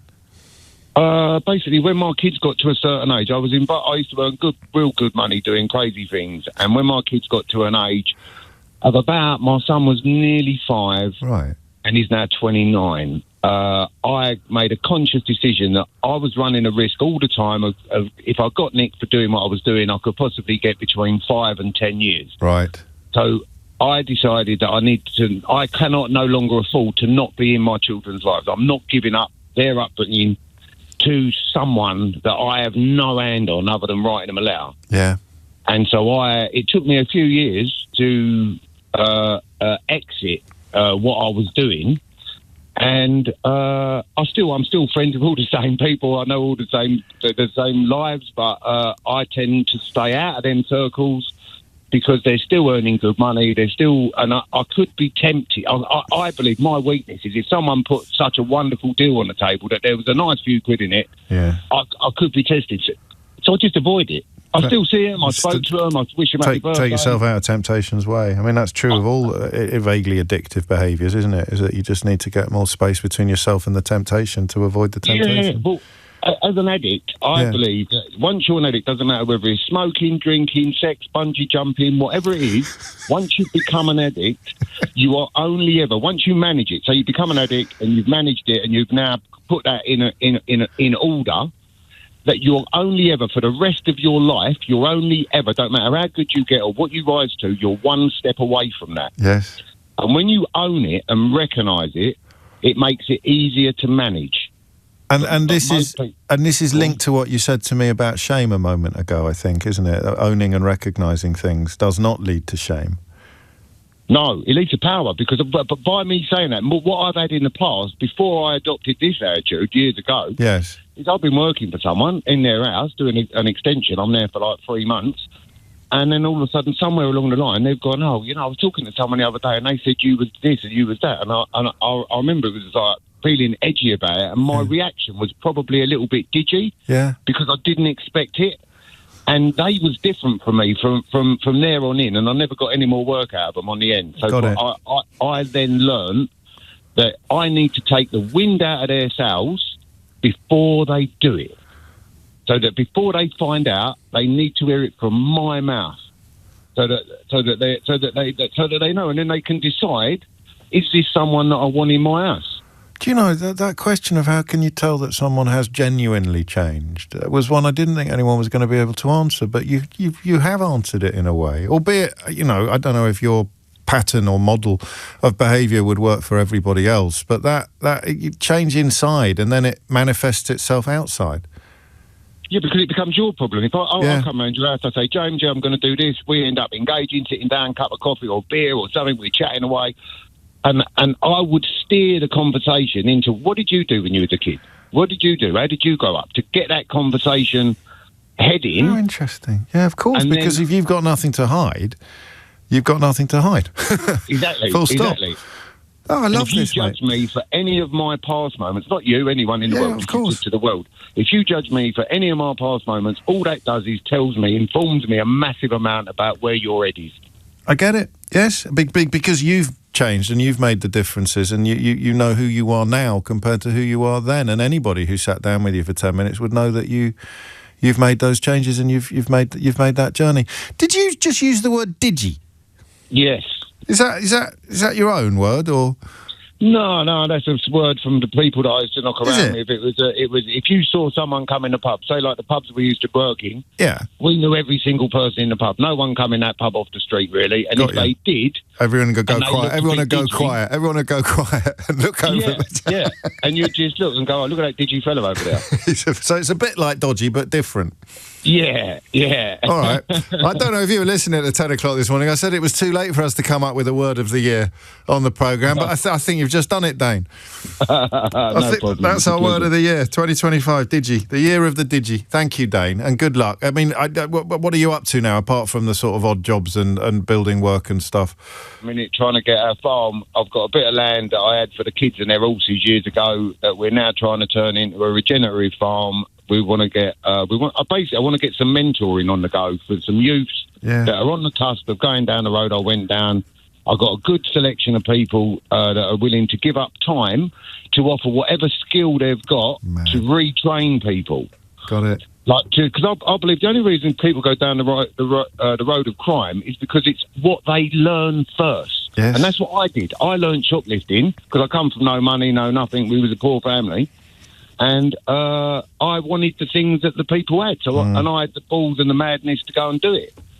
And once you learn a way, I could never, not that I go shoplifting, but if I wanted to, I know the routes. I could Yes, of go. course. You never lose it. Once you've done something, you never unlearn it. You just choose to manage it in a different way. And so I think that if you can give kids, not just kids, even young adults, even some older adults. Well, hang on, language. We've gone there. We're doing. No, that's all right. We had to lose a word there. It's good. It shows how relaxed you are in my company, Dave. Listen, tell tell Elliot a bit about the plan. If there's anything we can do to help, I'd love to know more. But I don't want to do it on there. Not at the moment, James, because the council have just told us that there was a planning act that went in 13 years ago that changed us from a farm, and we're not allowed to be a farm. And all of this year, I've been battling with the council. I'm going to win because well, keep us posted. When I do get somewhere, I'll give you a call back. I look forward to that. And I didn't know what you were going to say when I asked you that question, but goodness me, that slightly round the houses attempt to explain why all 5 of the stories that were on the top of my list this morning were linked couldn't have been proved in more spectacular fashion than by Dane there. I mean, literally talking about community and youth services and youth clubs and giving young people things to do and the relationship between that and crime or unemployment or all of the other things. And there you have someone who's done it, been right round the full tour of those issues and ended up in a place where he wants to stop young people going down the paths that he had little option, not no option, but little option, but to go down for the reasons he so brilliantly explained. Possibly the least digi man you'll hear on the radio this year. James O'Brien on LBC. It is 10 to 12. Another man who has never been called digi in his life, Simon Marks, joins me live from Washington. We generally agree that Simon will come on the programme on the evening before he comes on the programme.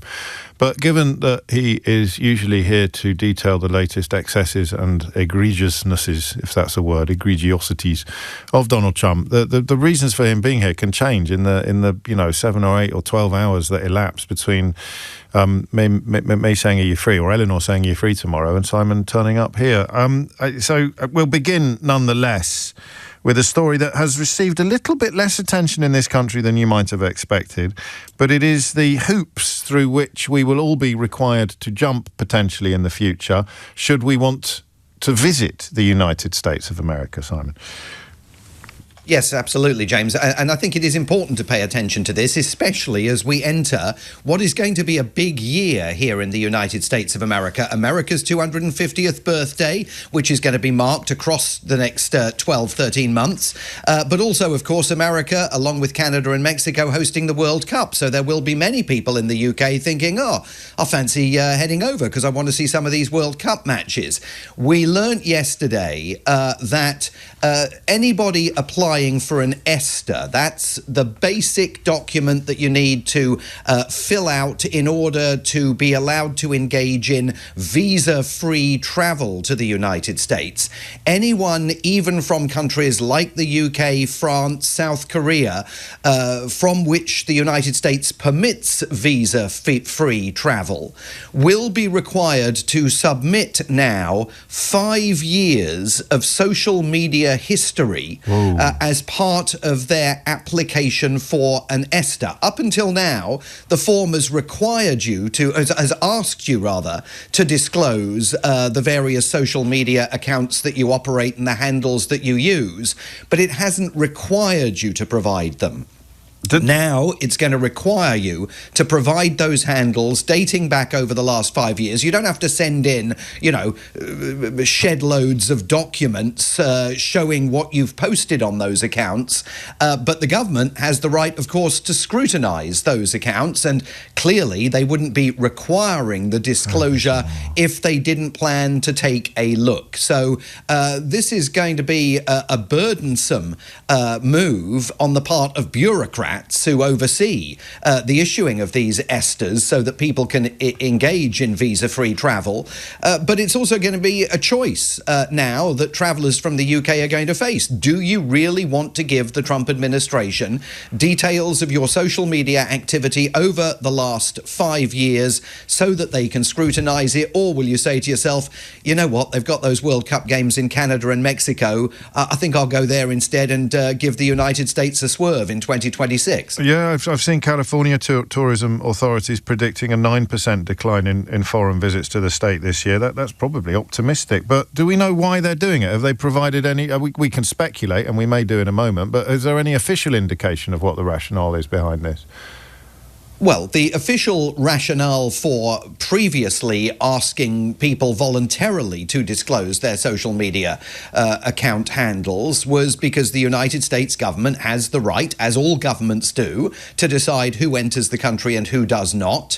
And certainly we have seen social media accounts being scrubbed over the course of this year, particularly by the United States for any avowed expressions of support for Hamas, for example, in the Gaza conflict. Now, it is also, if we move into the speculative realm, apparent that at a time of a complete crackdown here on, for example, refugee applications, asylum applications, I mean, America's doors, you know, the country that was built by immigrants, the Statue of Liberty, Ellis Island, all of that history, the country's doors are now basically closed to everybody, as you and I have previously discussed, with the exception of white Afrikaners seeking refuge. I mean, it is apparent that this government wants to start looking at people's backgrounds to see whether their viewpoints align with those of President Trump and the United States government. And where that line gets drawn, where they say, well, your viewpoints don't align with President Trump, if it goes beyond simply things that you've said about the situation in the Middle East, and, you know, we simply don't know where that line is going to be drawn. But, you know, they wouldn't be requiring all of these social media handles if they didn't intend to take a look at least some of them.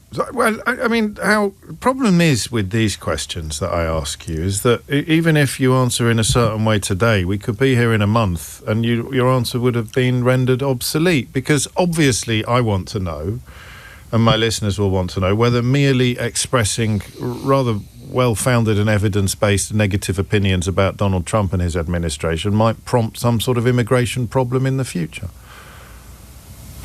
Well, I think one has to conclude that that is a distinct possibility. Yeah, I mean, certainly earlier in the year, we saw Marco Rubio at the State Department, for example, going after several foreign students in the United States and threatening to throw them out and revoking their visas, although I think most of them in the end had their visas restored, but threatening to throw them out simply for participating in protests on university campuses during the course of this year relating to the crisis in Gaza. In at least one case, detaining a student simply because she had written an editorial for a student newspaper, absolutely covered by the First Amendment and its freedom of speech protections, but an editorial criticising the university for failing to divest from Israel. So the bar was pretty low during the course of this year for things that irked the Trump administration. And as we head into what I say, is going to be a big year, should be a very big year in terms of tourist visits to the United States. And this goes beyond simply celebrating the 250th birthday of the World Cup. You might be invited to a conference. You might be thinking of attending a scientific conference or a conference on climate change and the environment, or a conference relating to, you know, the other dirty words here now, like inclusivity. And you may find yourself being told by the Trump administration, I'm very sorry, some of the stuff you've said on social media is triggering for us, and we're not going to give you a visa and allow you to an ESTA, I should say, and allow you to come in. Well, I love the use of the word triggering there, because of course the people who've been whining about compromising and attacks on freedom of speech for the longest time will be signally silent about this, which is a very real and very dangerous attack potentially on freedom of speech. When exactly, because I've got a couple more questions to get through, so short answer to this one, please. When does it potentially kick in? I think in the new year. I think it will start, I mean, very, very soon. This is not something that Congress is going to be required to weigh in on. This is just an administrative change, and they'll simply change the box that says optional when it comes to social media. Yeah, because it is currently accounts to required. It is currently on the form, but it is optional, and as of next year, it won't be, should this plan continue on the path it's currently on. Speaking of things that people might think twice about saying on social media, if this or when this policy is brought in, the administration has taken up piracy now, I gather. Well, that is certainly the view of the Venezuelan government. I mean, this astonishing disclosure yesterday by President Trump that the United States has seized a Venezuelan oil tanker. It's called the Skipper. I mean, this gives us an indication of why the largest aircraft carrier in the world, the USS Gerald Ford, has been deployed in the waters of the Caribbean. According to the government, this tanker is a sanctioned vessel. I mean, that's clear. It is indeed a sanctioned vessel by the United States. They say it has been engaging in illicit oil trade involving both Venezuela and Iran, sanctioned oil that in the past they argue has generated revenue for Hezbollah and for the Islamic Revolutionary Guards in Iran.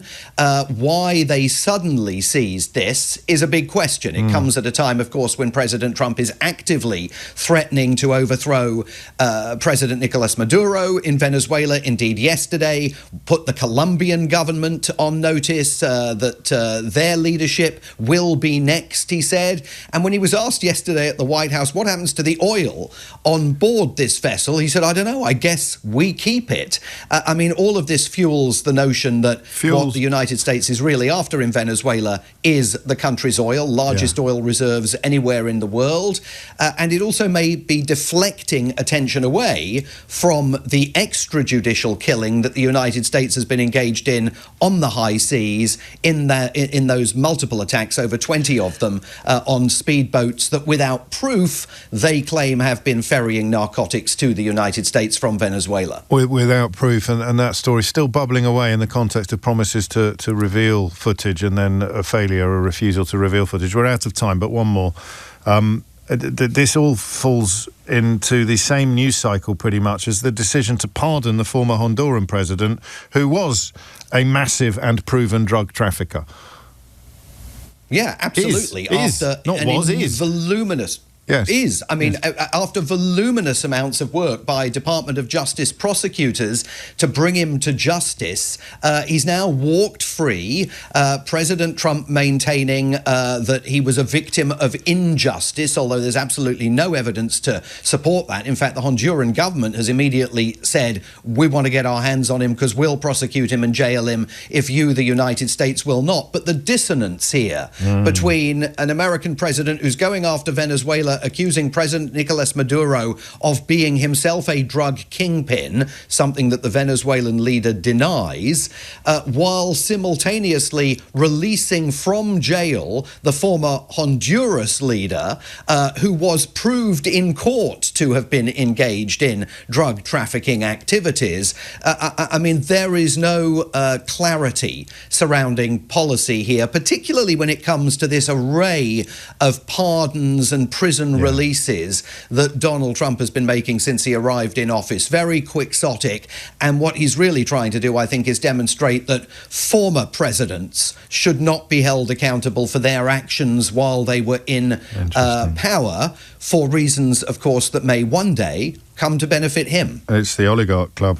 Thank you, Simon Marks, live from Washington, D.C. And in conclusion, just to put a little flesh on one of the bones that he brought to us, why wouldn't you, given what we have just learned or discovered, why wouldn't you want to give this administration not just your social media activity potentially for the past 5 years, but any phone number that you've used over the same period, the email addresses that you've used for a decade, your face, fingerprint, DNA and iris biometrics, the names, addresses, birth dates and birthplaces of all family members, including children, will be required as well. As we mentioned a moment ago, no doubt all of the people who whine endlessly about free speech because they're cross about women who want hotels full of human beings to be burnt to the ground while the human beings are still inside them, being quite rightly sent to jail, will be around any minute now to object in the most furious of terms about this obscene infringement of just about every imaginable right going. Just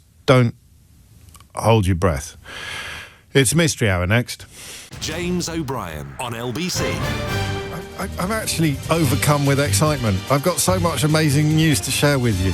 Not just the Global Player Peace Prize brackets, weekdays only mid-morning show, LBC category close brackets, but also we're live on TikTok. live on TikTok. Live on TikTok. Don't forget to do the things that I always forget you need to do, but Keith reminds me and I pretend I remembered. Keith, please. Hit like and subscribe. But also, the most exciting imaginable news, Christmas has come early on the James O'Brien Experience. The Mystery Hour game is here. The new game, the pocket size, the one in a tin, the one I've been telling you about for months. It's here, it's available, you can buy it. We've already broken one website today, Wren's Pantry, who kindly sent me a lovely Christmas present. Let's see if we can break the Mystery Hour website as well, the Mystery Hour game website over at mysteryhour.co.uk. The game has changed. It is no longer... my mother-in-law struggled with this bit. I hope she doesn't mind me sharing that with you. You are no longer required to make up your own wrong answer to the question. So the Mystery Hour board game provides 3 answers to a question. One is correct, one is made up and provided by us, and one you were required to make up yourself for mega points.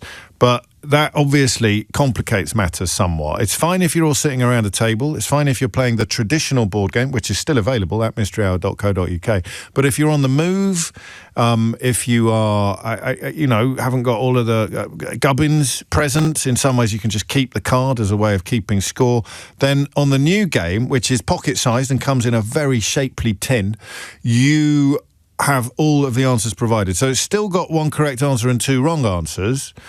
But the 2 wrong answers are all provided by us. They're all on the card. They're all provided by the game. So you can use your theatrical skills, your thespian gifts, to try to imbue as you read them out. A bit like when I do a multiple choice on the programme, when I say, for example, Nigel Farage has just been paid £135,000 by a gold bullion company. Did he do A, 12 weeks' work for them? Did he do B, 12 days' work for them? Or did he do C, 12 hours' work for them? I can use my voice and my theatrical skills to try to put you off the scent or try and give you clues, and that's what you do when you're playing the all-new in a tin Mystery Hour game. You can find out more about that at mysteryhour.co.uk. It doesn't. You don't need a tin opener. It has a perfect little pop top, I believe is the technical term. And you can still get the original, of course, the big one, Mystery Hour 1.0, live on TikTok. You might want to be careful about this, because if they were to do a quick search of your socials as you tried to get into the United States of America for next year's World Cup and they saw this, then that might be problematic. I don't know. I mean, maybe the First Amendment will have kicked back in again by the time the first whistle is blown at the World Cup. But in the meantime, do bear in mind that having me on your socials could prove an issue if you're trying to get into Donald Trump's America. What's the other bit I have to do at this point? My favourite contribution of the week will win a Mystery Hour game. I think for now, I need to check with Greg, who runs the company that makes the games, that we can do both. That we're not. You can choose. You can have either the big box or the small tin. The big box or the little tin. But my favourite contribution of the week will win one or the other, whichever you prefer. I mean, the big box is worth more, but the little tin has the novelty of being brand new. So if you were to pull it out in company, people would get very excited. Matron. And that, of course, is a proper competition governed by all the rules of the fair and indeed the game. And you can find the T's and C's, as we call them in the trade, at lbc.co.uk. Hello, TikTok.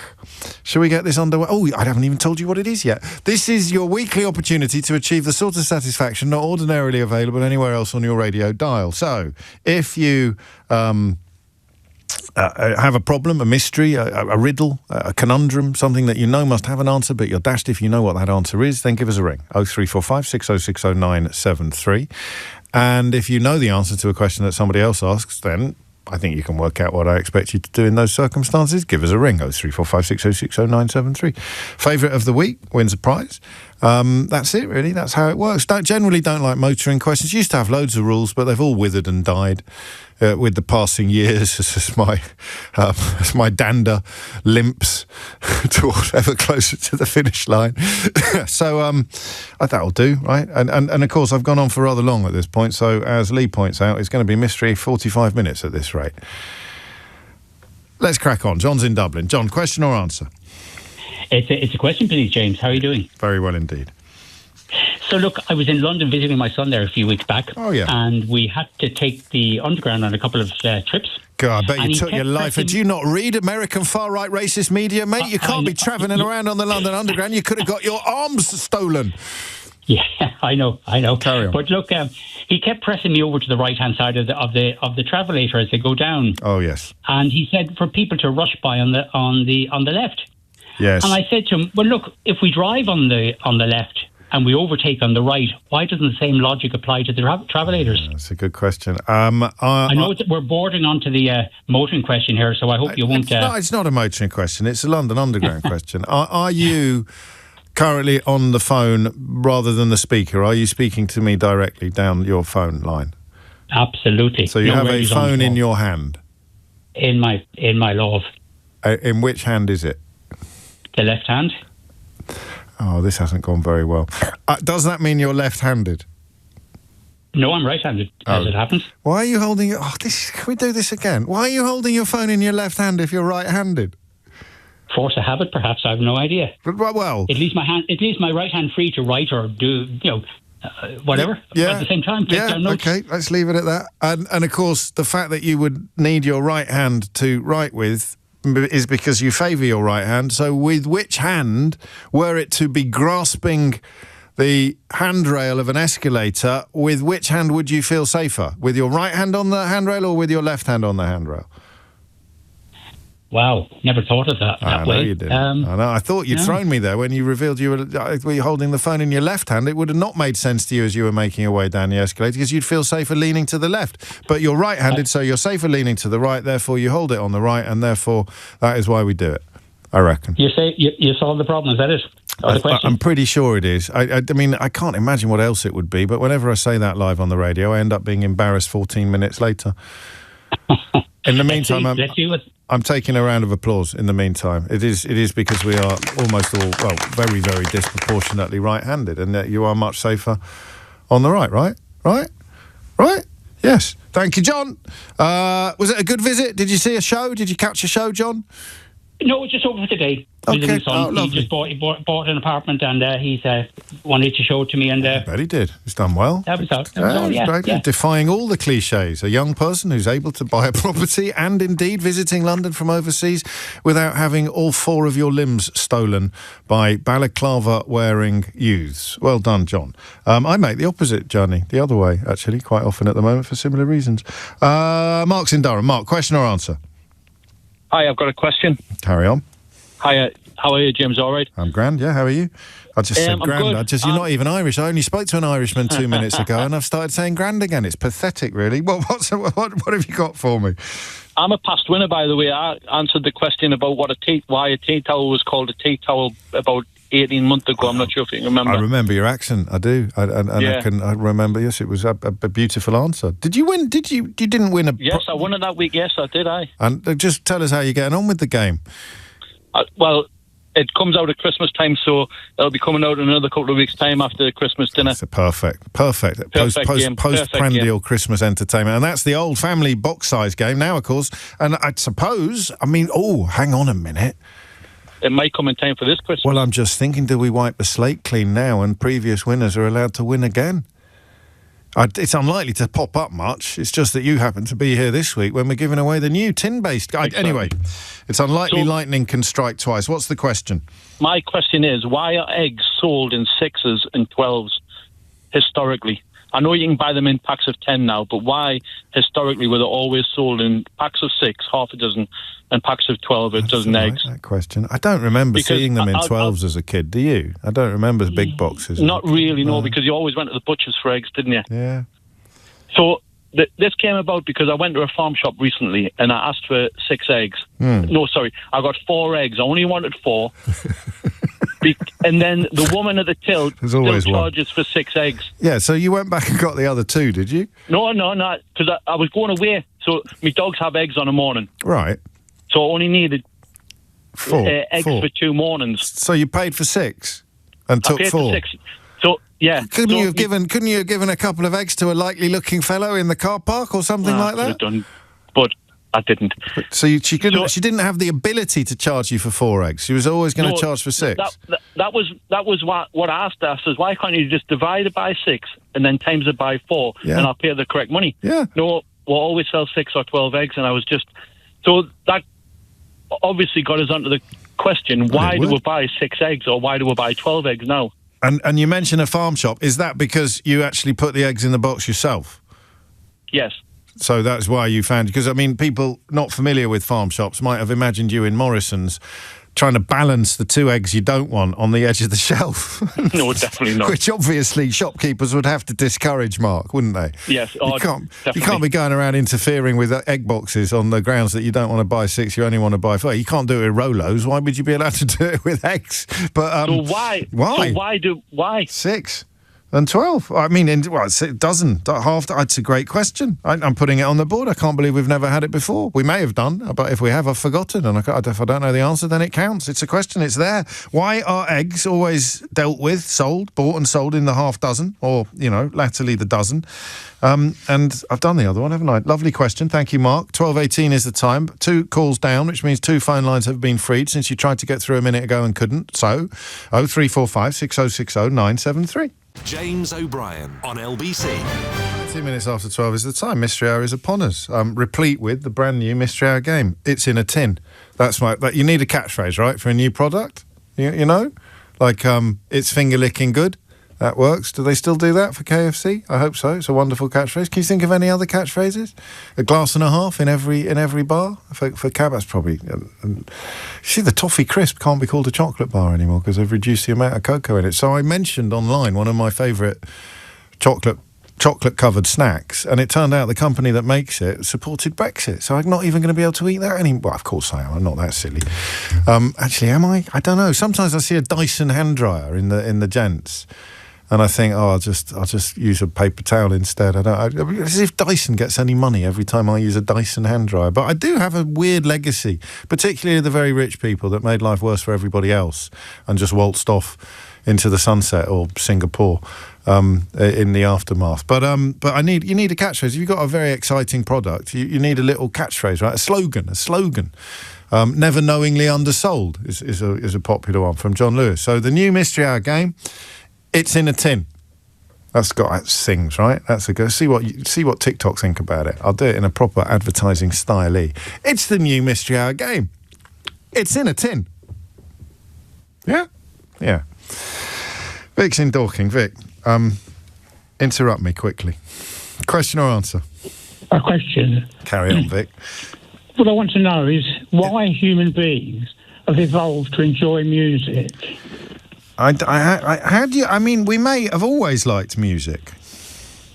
Or even when we were apes or something. Yeah. I mean, not obviously Beethoven sonatas, because Beethoven hadn't existed then. But I think it might be similar, Vic, to the question we had last week about why we like white noise when we're sleeping, because it emulates... I didn't hear last week. That's okay, don't worry.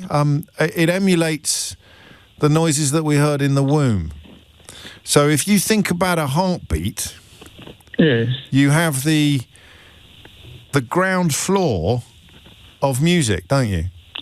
Yes, but wouldn't it explain how we've evolved into liking either 60s music, jazz? I think it would. It's almost like it's a gift from God. But you start with the bass. We enjoy, like sex and eating and friendship, yes, can be explained in evolutionary terms. Yeah, I mean, if you started with the bass, it's all about the bass. Yes. If you started with the bass, and then that is the basis of music, and yes, that is an echo of the heartbeat. So the reason why we find it soothing, or the reason why we like it, would be because dum dum dum dum yes, dum. I can hear your foot tapping from here, Vic. Dum. Oh, I was tapping. I know you were tapping. There it goes. And then you add on to that. Then you start warbling. I mean, I'm going to put your question on the board, but I suspect it's got something to do with the heartbeat somewhere in that, and that's why I question the idea of it being it's an evolution of music, but not necessarily an evolution of our fondness for music. No. Sitting around a campfire, early humans, one of them starts telling a story and singing music, bird song. I don't know. I mean, really, why do humans like music? Could be the question, couldn't it? Oh, I could have said that, why they like it, rather than why they evolved. I might like that. I've got a confession. Oh, no. Careful. I spend hours, probably 10 hours a day listening to LBC. Yeah. But I only listen to it with one ear, and on my other ear I listen to 60s or music or Irish music. Okay. I mean, so I'm listening to Billy Shurey, Eden Kane, Paul Anker, Dusty Springfield. So you've got two earphones plugged into different things? Well, I just put what I have your radio on without an earphone. Yeah. I just use the other ear. Just use the right ear. Is there any combinations that work particularly well? Like, I don't know, sort of Nick Ferrari and Vera Lynn, for example. Oh, well, yeah, I like Vera Lynn. No, but do any presenters go particularly well with any performers? Like, I don't know, Ian Payne and the Prodigy, perhaps. I haven't really thought of that. I think you probably would like jazz, wouldn't you? I like a bit of jazz. Yeah, I tell you what, Sheila Fogarty in one ear, Cradle of Filth in the other. Yeah.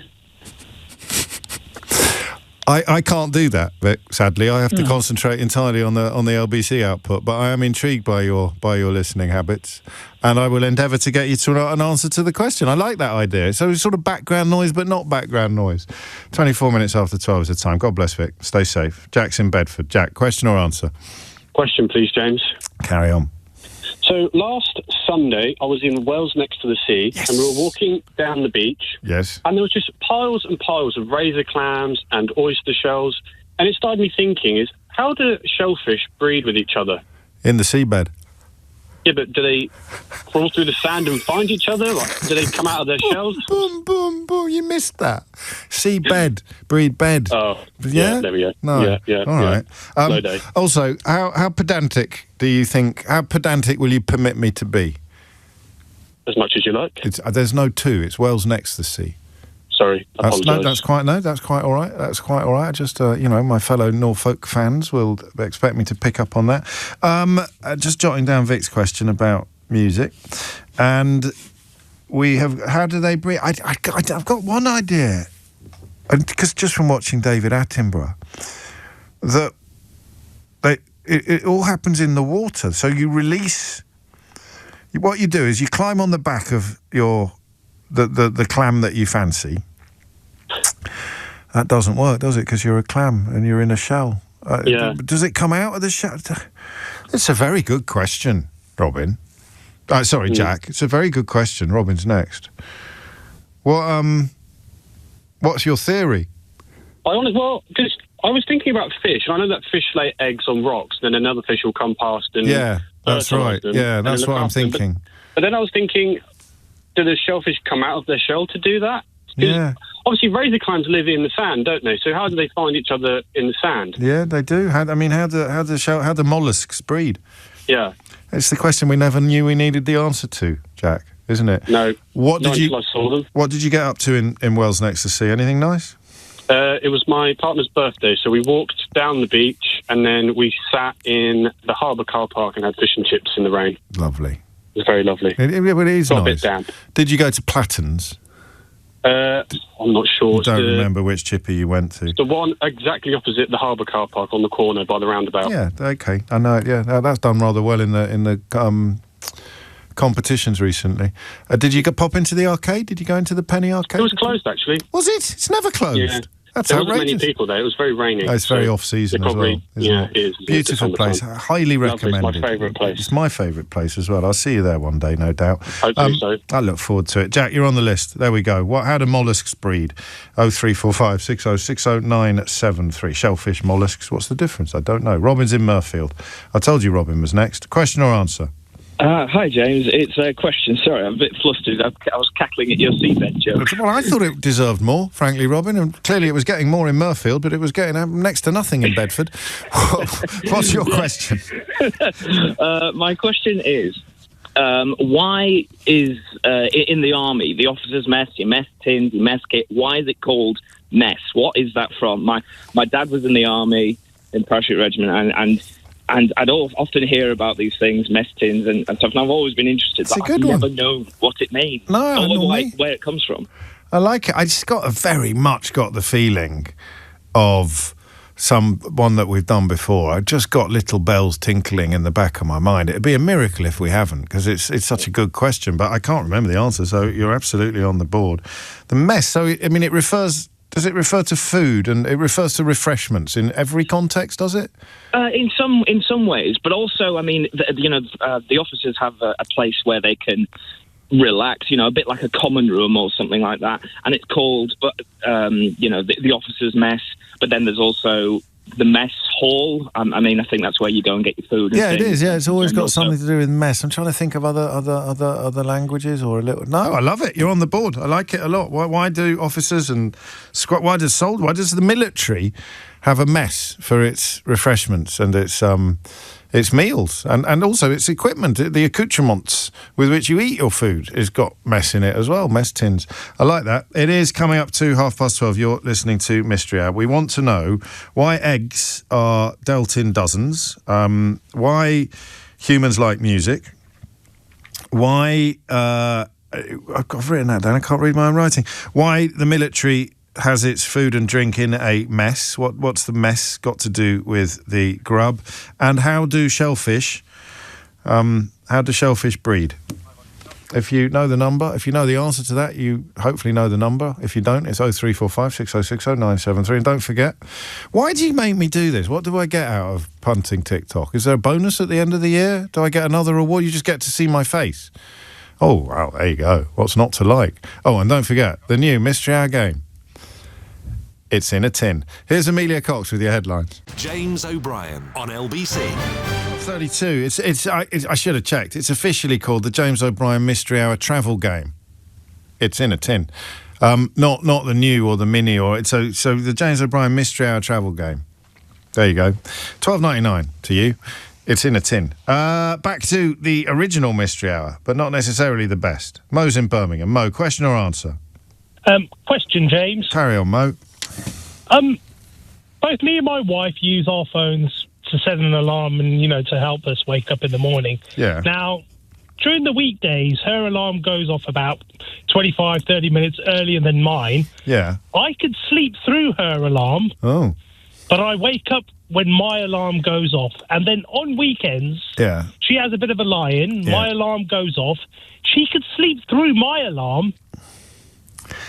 And I was wondering whether there was some sort of biological science behind that. I mean, you're in the same house, are you? Yes. Same house, same bed. Just checking. There is an extension to it. At the moment, our youngest doesn't want to sleep in her bed. She's jumped in with us. Oh, that's nice. And she sleeps through both alarms. Yeah, I know why. I think I know why. So, after your wife's alarm goes off, she gets up before you, does she? Does she creep out of the... Yes. Yeah, there you go. So, you're both turning off the alarms. So she turns off her alarm before it wakes you up. If she left it on for a while, it would wake her up. And she recognises her alarm. That's a little bit of kind of, mental conditioning. And then you recognise your alarm, so you turn yours off. But if hers is going off later than yours, then you're turning it off before it wakes her up at weekends, and she's turning hers off before it wakes you up on weekdays. And you're both turning it off in time to stop your daughter from waking up. So to test this, really, you both have to set your alarms for the normal time, but not turn them off. Right. So you think it's a matter of timing? Then you'd all be awake. You'd all be awake. All right. Okay, then. Well, hang on. You sound a bit more excited about it. I've just solved the biggest mystery in your life. Well, at this moment in time, yeah. That's incredible work by me. I should get another prize or award or something for this. Well, it must be that, right? It's the only thing that fits the available evidence, especially with the addition of your daughter to the mix. Yeah, possibly. What do you mean, possibly? I just think that during is it a matter of timing here? It's not just timing. It's the fact that you turn it off before your wife turns it off before it wakes you up. And then at the weekends, you turn yours off before it wakes her up. There is one slight flaw. Why don't we not wake up at the same moment then? Because you have different alarms, right? Different noises. No, it's the same phone. It's the same ringtone. Oh, rats. That's torn it a bit. Hang on a minute. 12:36. I can't go to a break while I try and work this one out. It's exactly the same ringtone. It's not the same phone, though, is it? It is the same phone. It's not the same phone. Very well known. No, because she takes the phone with her when she gets up. Occasionally, she keeps it right next to her bed. So when you say the same phone, you mean the same model of phone but different phones? Correct. Yeah. So where is your phone? Right next to my ear. And where is her phone? Right next to her ear. Ergo, QED, it wakes you up because you're nearer to it, and in order to wake her up, it would have to stay on for longer. Even though it's only maybe a metre away? It's a long way. It can be a long way, a metre, when it comes to alarms. Right. Again, you don't sound very excited. Not very convinced. How can you dare you say that? Seriously, because what else could it possibly be? I think it's the fact that the daughter remains asleep during both. Yeah, but she wouldn't if you left either of them on for longer. Mm. It would wake her up. It's because you hear it. It's right next to your ear. You turn it off. You get up. You're still asleep in your wife's case. Then at weekends, you hear it. It's right next to your ear. You turn it off. You get up, and she's still asleep because it hasn't. And your daughter sleeps through both of it because she is in the sweet spot between the two of you, I presume, and doesn't get woken up by the proximity on either occasion. She's in a way, she's the control in this experiment. Right. You sound gloriously unimpressed. I'm quite hurt. No, I think there's merit. I just think that. Oh no, all right. I mean, to be honest, mate. At the same time, these alarms are quite all-encompassing in the room. Yeah. It's as if it's slightly quieter down my end and louder down her end. Okay, I'm getting quite a lot of abuse in my inbox now for the quality of my answer. So I'm as a Democrat, as a born Democrat, Mo, I'm going to lean towards your slightly rude scepticism and abandon my enthusiastic confidence. Oh, I apologise for the rudeness. That's but, okay. Yeah, it would be good to get Nobody's perfect. third party. Yeah, okay, very politely put. Well, how come Mo sleeps through his wife's alarm and then she sleeps through his alarm at weekends and neither alarm wakes up their daughter? 0345 6060 973. Mo, take care. Steve is in Oxshott. Steve, question or answer? Answer. Carry on. Thanks for having me on. Very welcome. It's the word mess. Yes. It's an old French word meaning a portion of food or dish. Go on. Well, it was initially, they used to call it if there's a group of people eating messmates, and that was then changed to mess room where they were eating, and eventually it got shortened to either officer's mess or the NCO's mess or sergeant's mess. What's the French word? Now you're asking. I think... Je ne sais pas. It comes from a Latin word. I think. Well, the Latin word for table is messa. It suddenly occurred to me. Metter, yeah, something like that. Yeah, Latin word. It comes from that. Messa table. Hang on, qualifications? I served in the Household Cavalry Lifeguards for 15 years. Fair enough. So a bit of French or Latin. Yeah. Messa, meaning table. What would the French word be? Metta, to put. What's to put in French, Elliot? Metre. Youth of today, honestly, they never study modern languages. It's a crying shame. Metre, to put. So putting it on a table, putting it in front of you. I'm going to give you a round of applause, but do not be surprised, Steve, if it gets challenged. Well, probably somebody from the Paras of the Marines. Yeah, all right. Just keep your beef for your reunions, all right? Don't come on this show and start it with your military competitions, okay? You're all the same in my eyes. I don't have any favourites. Have a round of applause. 20 minutes to 1 is the time. Do you know, many weeks... Oh, a mess of pottage in the Bible as well. A mess of pottage. Is that going to be... I don't know. Is that Jacob and Esau? I forget. It's the hairy one, isn't it? Anyway, I usually preface Mystery Hour by promising a laugh out loud moment in the course of the programme, and I think I should have done that today because I can think of at least 3 occasions where I've laughed out loud. So if I'm making myself laugh on that kind of scale, then hopefully I'm making you laugh too. John is in Kingston upon Thames. John, question or answer? It's a question, James. Carry on, John. Right, so I was out for a walk this morning in Richmond Park, near where I live.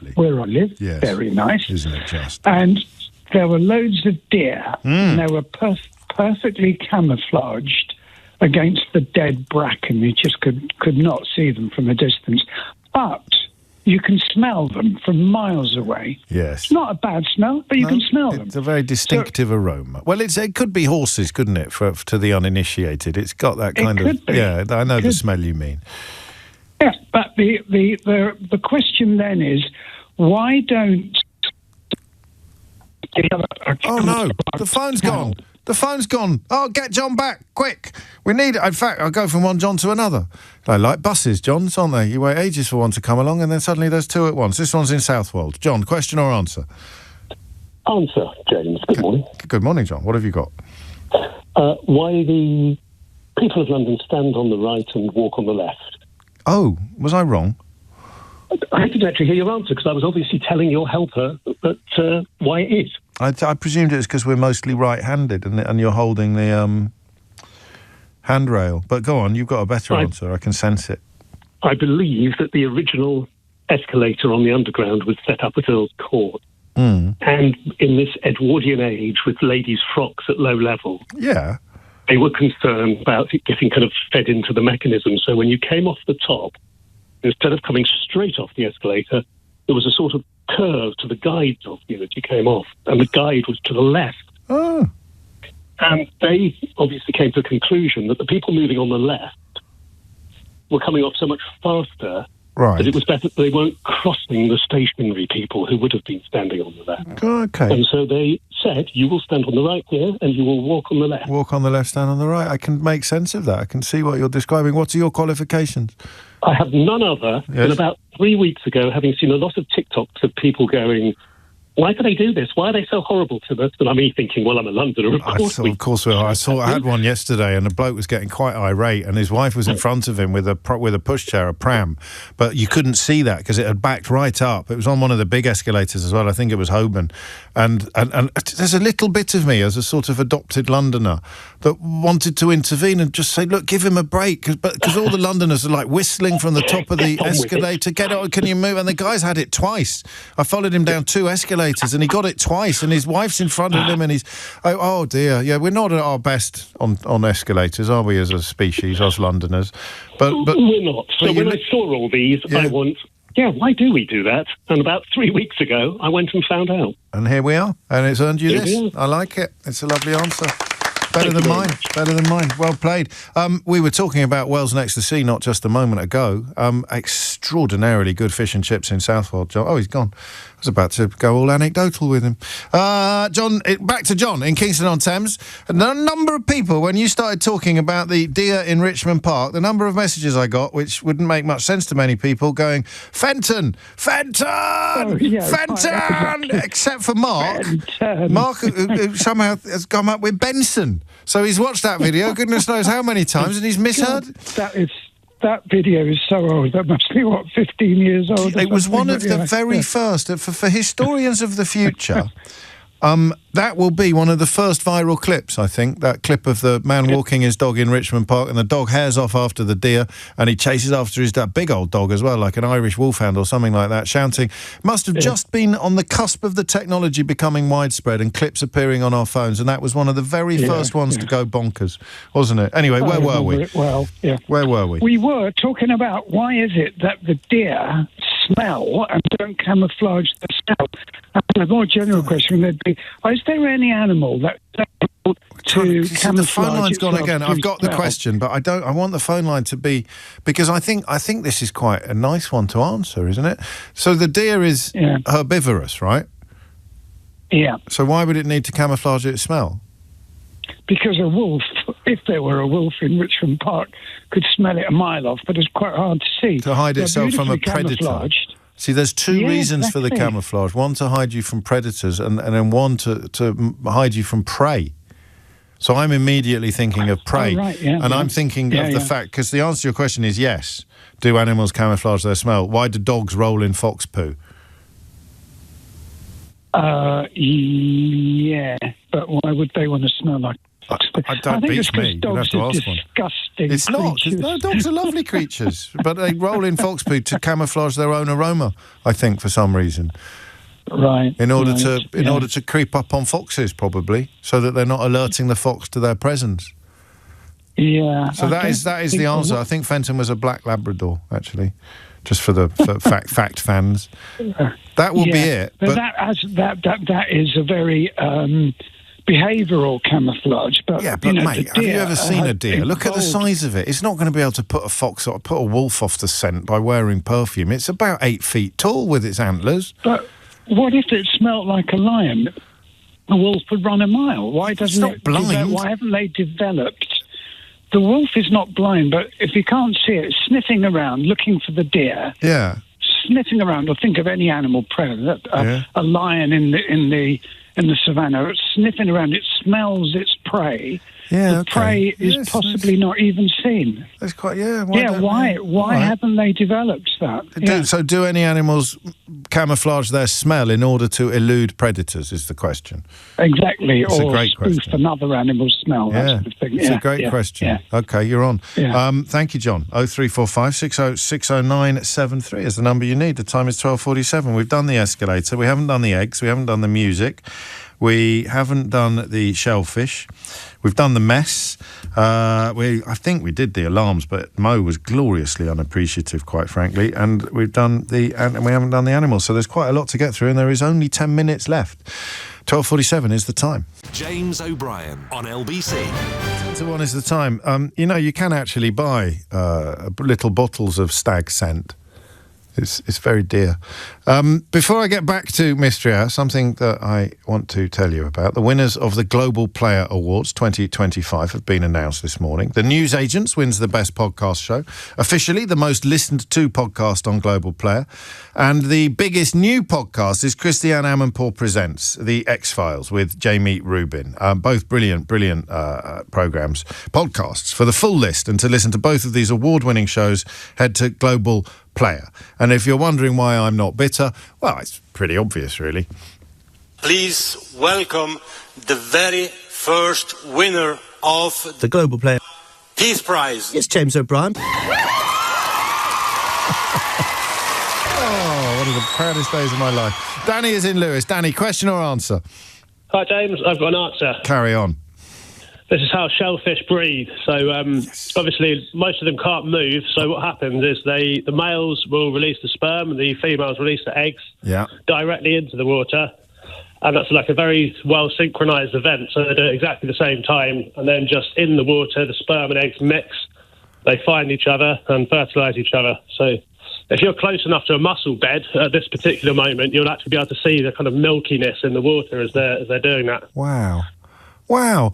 And it holds true right across the I don't know what it would be, the phylum, is it? Whatever the technical term is. So it would have bivalves, razor clams, mollusks, razor clams, mussels, cockles, winkles. That's right. Yeah.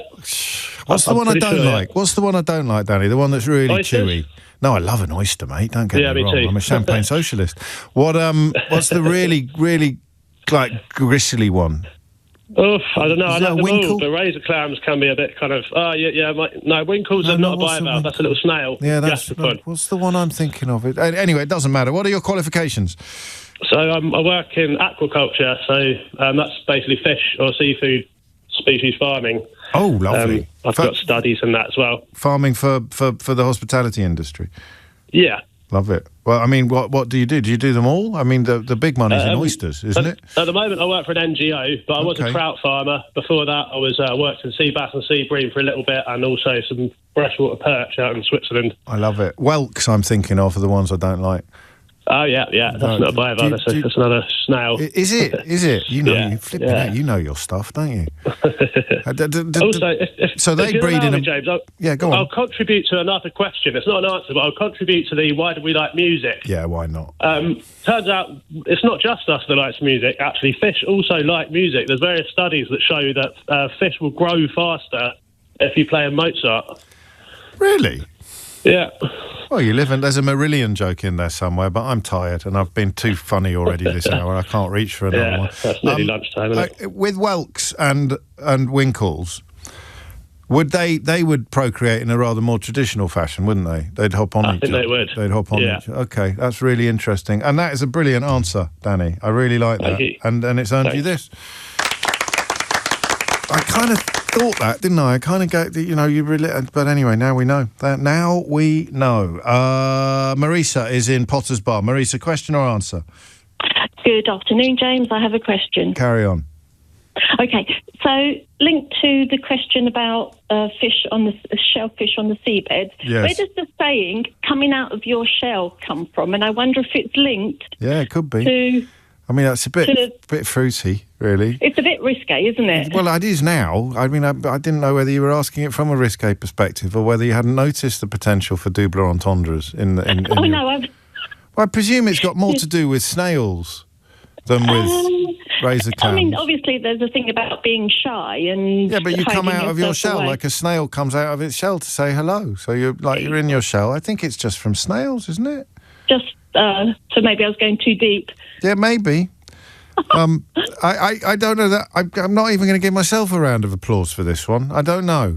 But everyone loves a double entendre. Thank you, Marisa. It is... there's the joke I wanted. They're very good at doing scales.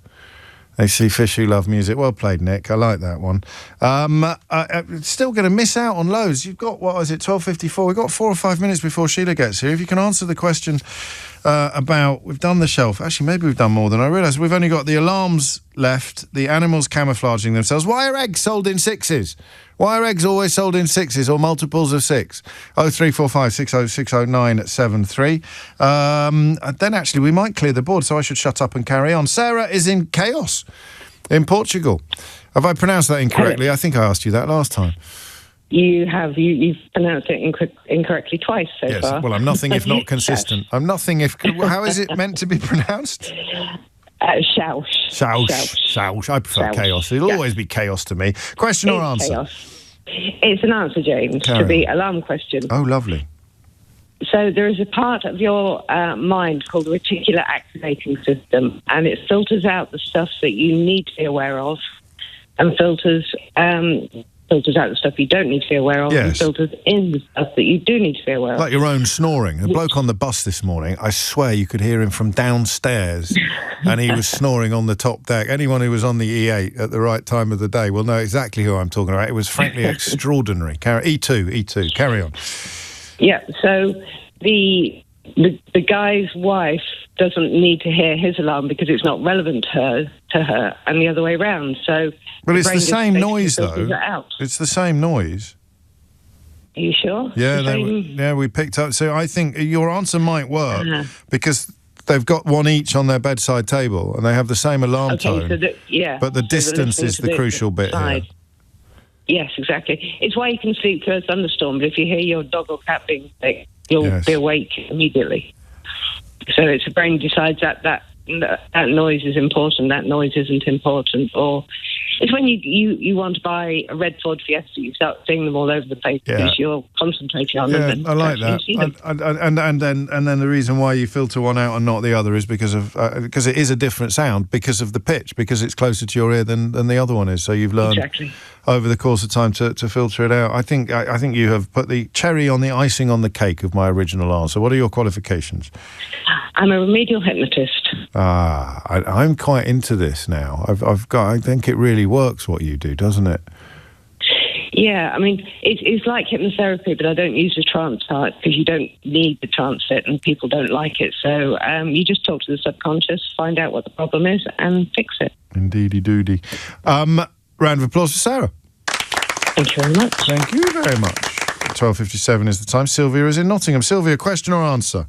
Answer. Carry on. It's to the eggs question. Why are they sold in 6 and 12? Oh, excellent. Right? Yes. So, prior to decimalisation, 12 was the default number. 12 inches in a foot, 12 pennies in a shilling. So, I think it's just a throwback to that. Farage and Co. didn't get his hands on eggs, the number of eggs. No, he's the other way around. I think he hates the metric system and wants to go back to the imperial system. So he would like everything still to be measured in 12s. Yeah. So I think it goes back to that. I think that's a wonderful answer. Actually. Oh, thank you. You're very welcome. It just they never... I mean, imagine if they'd tried... What would they do as well? They'd sell them in 5s, probably. Yeah. If they tried to metricate egg sales, 5 feels wrong. A lot of recipes people suggested go in doubles, but I can think of recipes that only use 1 egg. Is it cake? I've got qualifications, Sylvia? I'm 78, so I lived through the decimalisation day, so I remember it well. 6 pennies, 12. I mean, it may have been that the price was linked to the number as well. So 6 for 6, 12 for 12. But you've got yourself a round of applause, Sylvia. Oh, thank you. Beautifully done. Beautifully done. And that is it for another week. I think I am going to give the first ever James O'Brien Mystery Hour travel game. It's in a tin. Is going to go to the fish farmer. Was it Danny in Lewis? Because then, next time when he's stopped working for the NGO and he's working for a fish farm again, he can send me some oysters. That's it from me for today. If you missed any of today's show, you can listen back on our free Global Player app. If you want to get your hands on your own James O'Brien Mystery Hour travel game, it's in a tin. Then you can go to mysteryhour.co.uk. You can get the LBC app and the Global Player app online as well. Put your news categories in the order you want, as well as download a range of podcasts, including the award-winning James O'Brien podcasts, which have picked up today, as you may or may not be aware. I'm very proud indeed to tell you that I have picked up the Global Player Peace Prize. Brackets, LBC mid-morning, weekdays only, show close brackets. Download the official LBC app for free from your app store now. Tom Sorbitt will be with you at 4 on LBC, but now it's time for Sheila Fogarty. James O'Brien on LBC.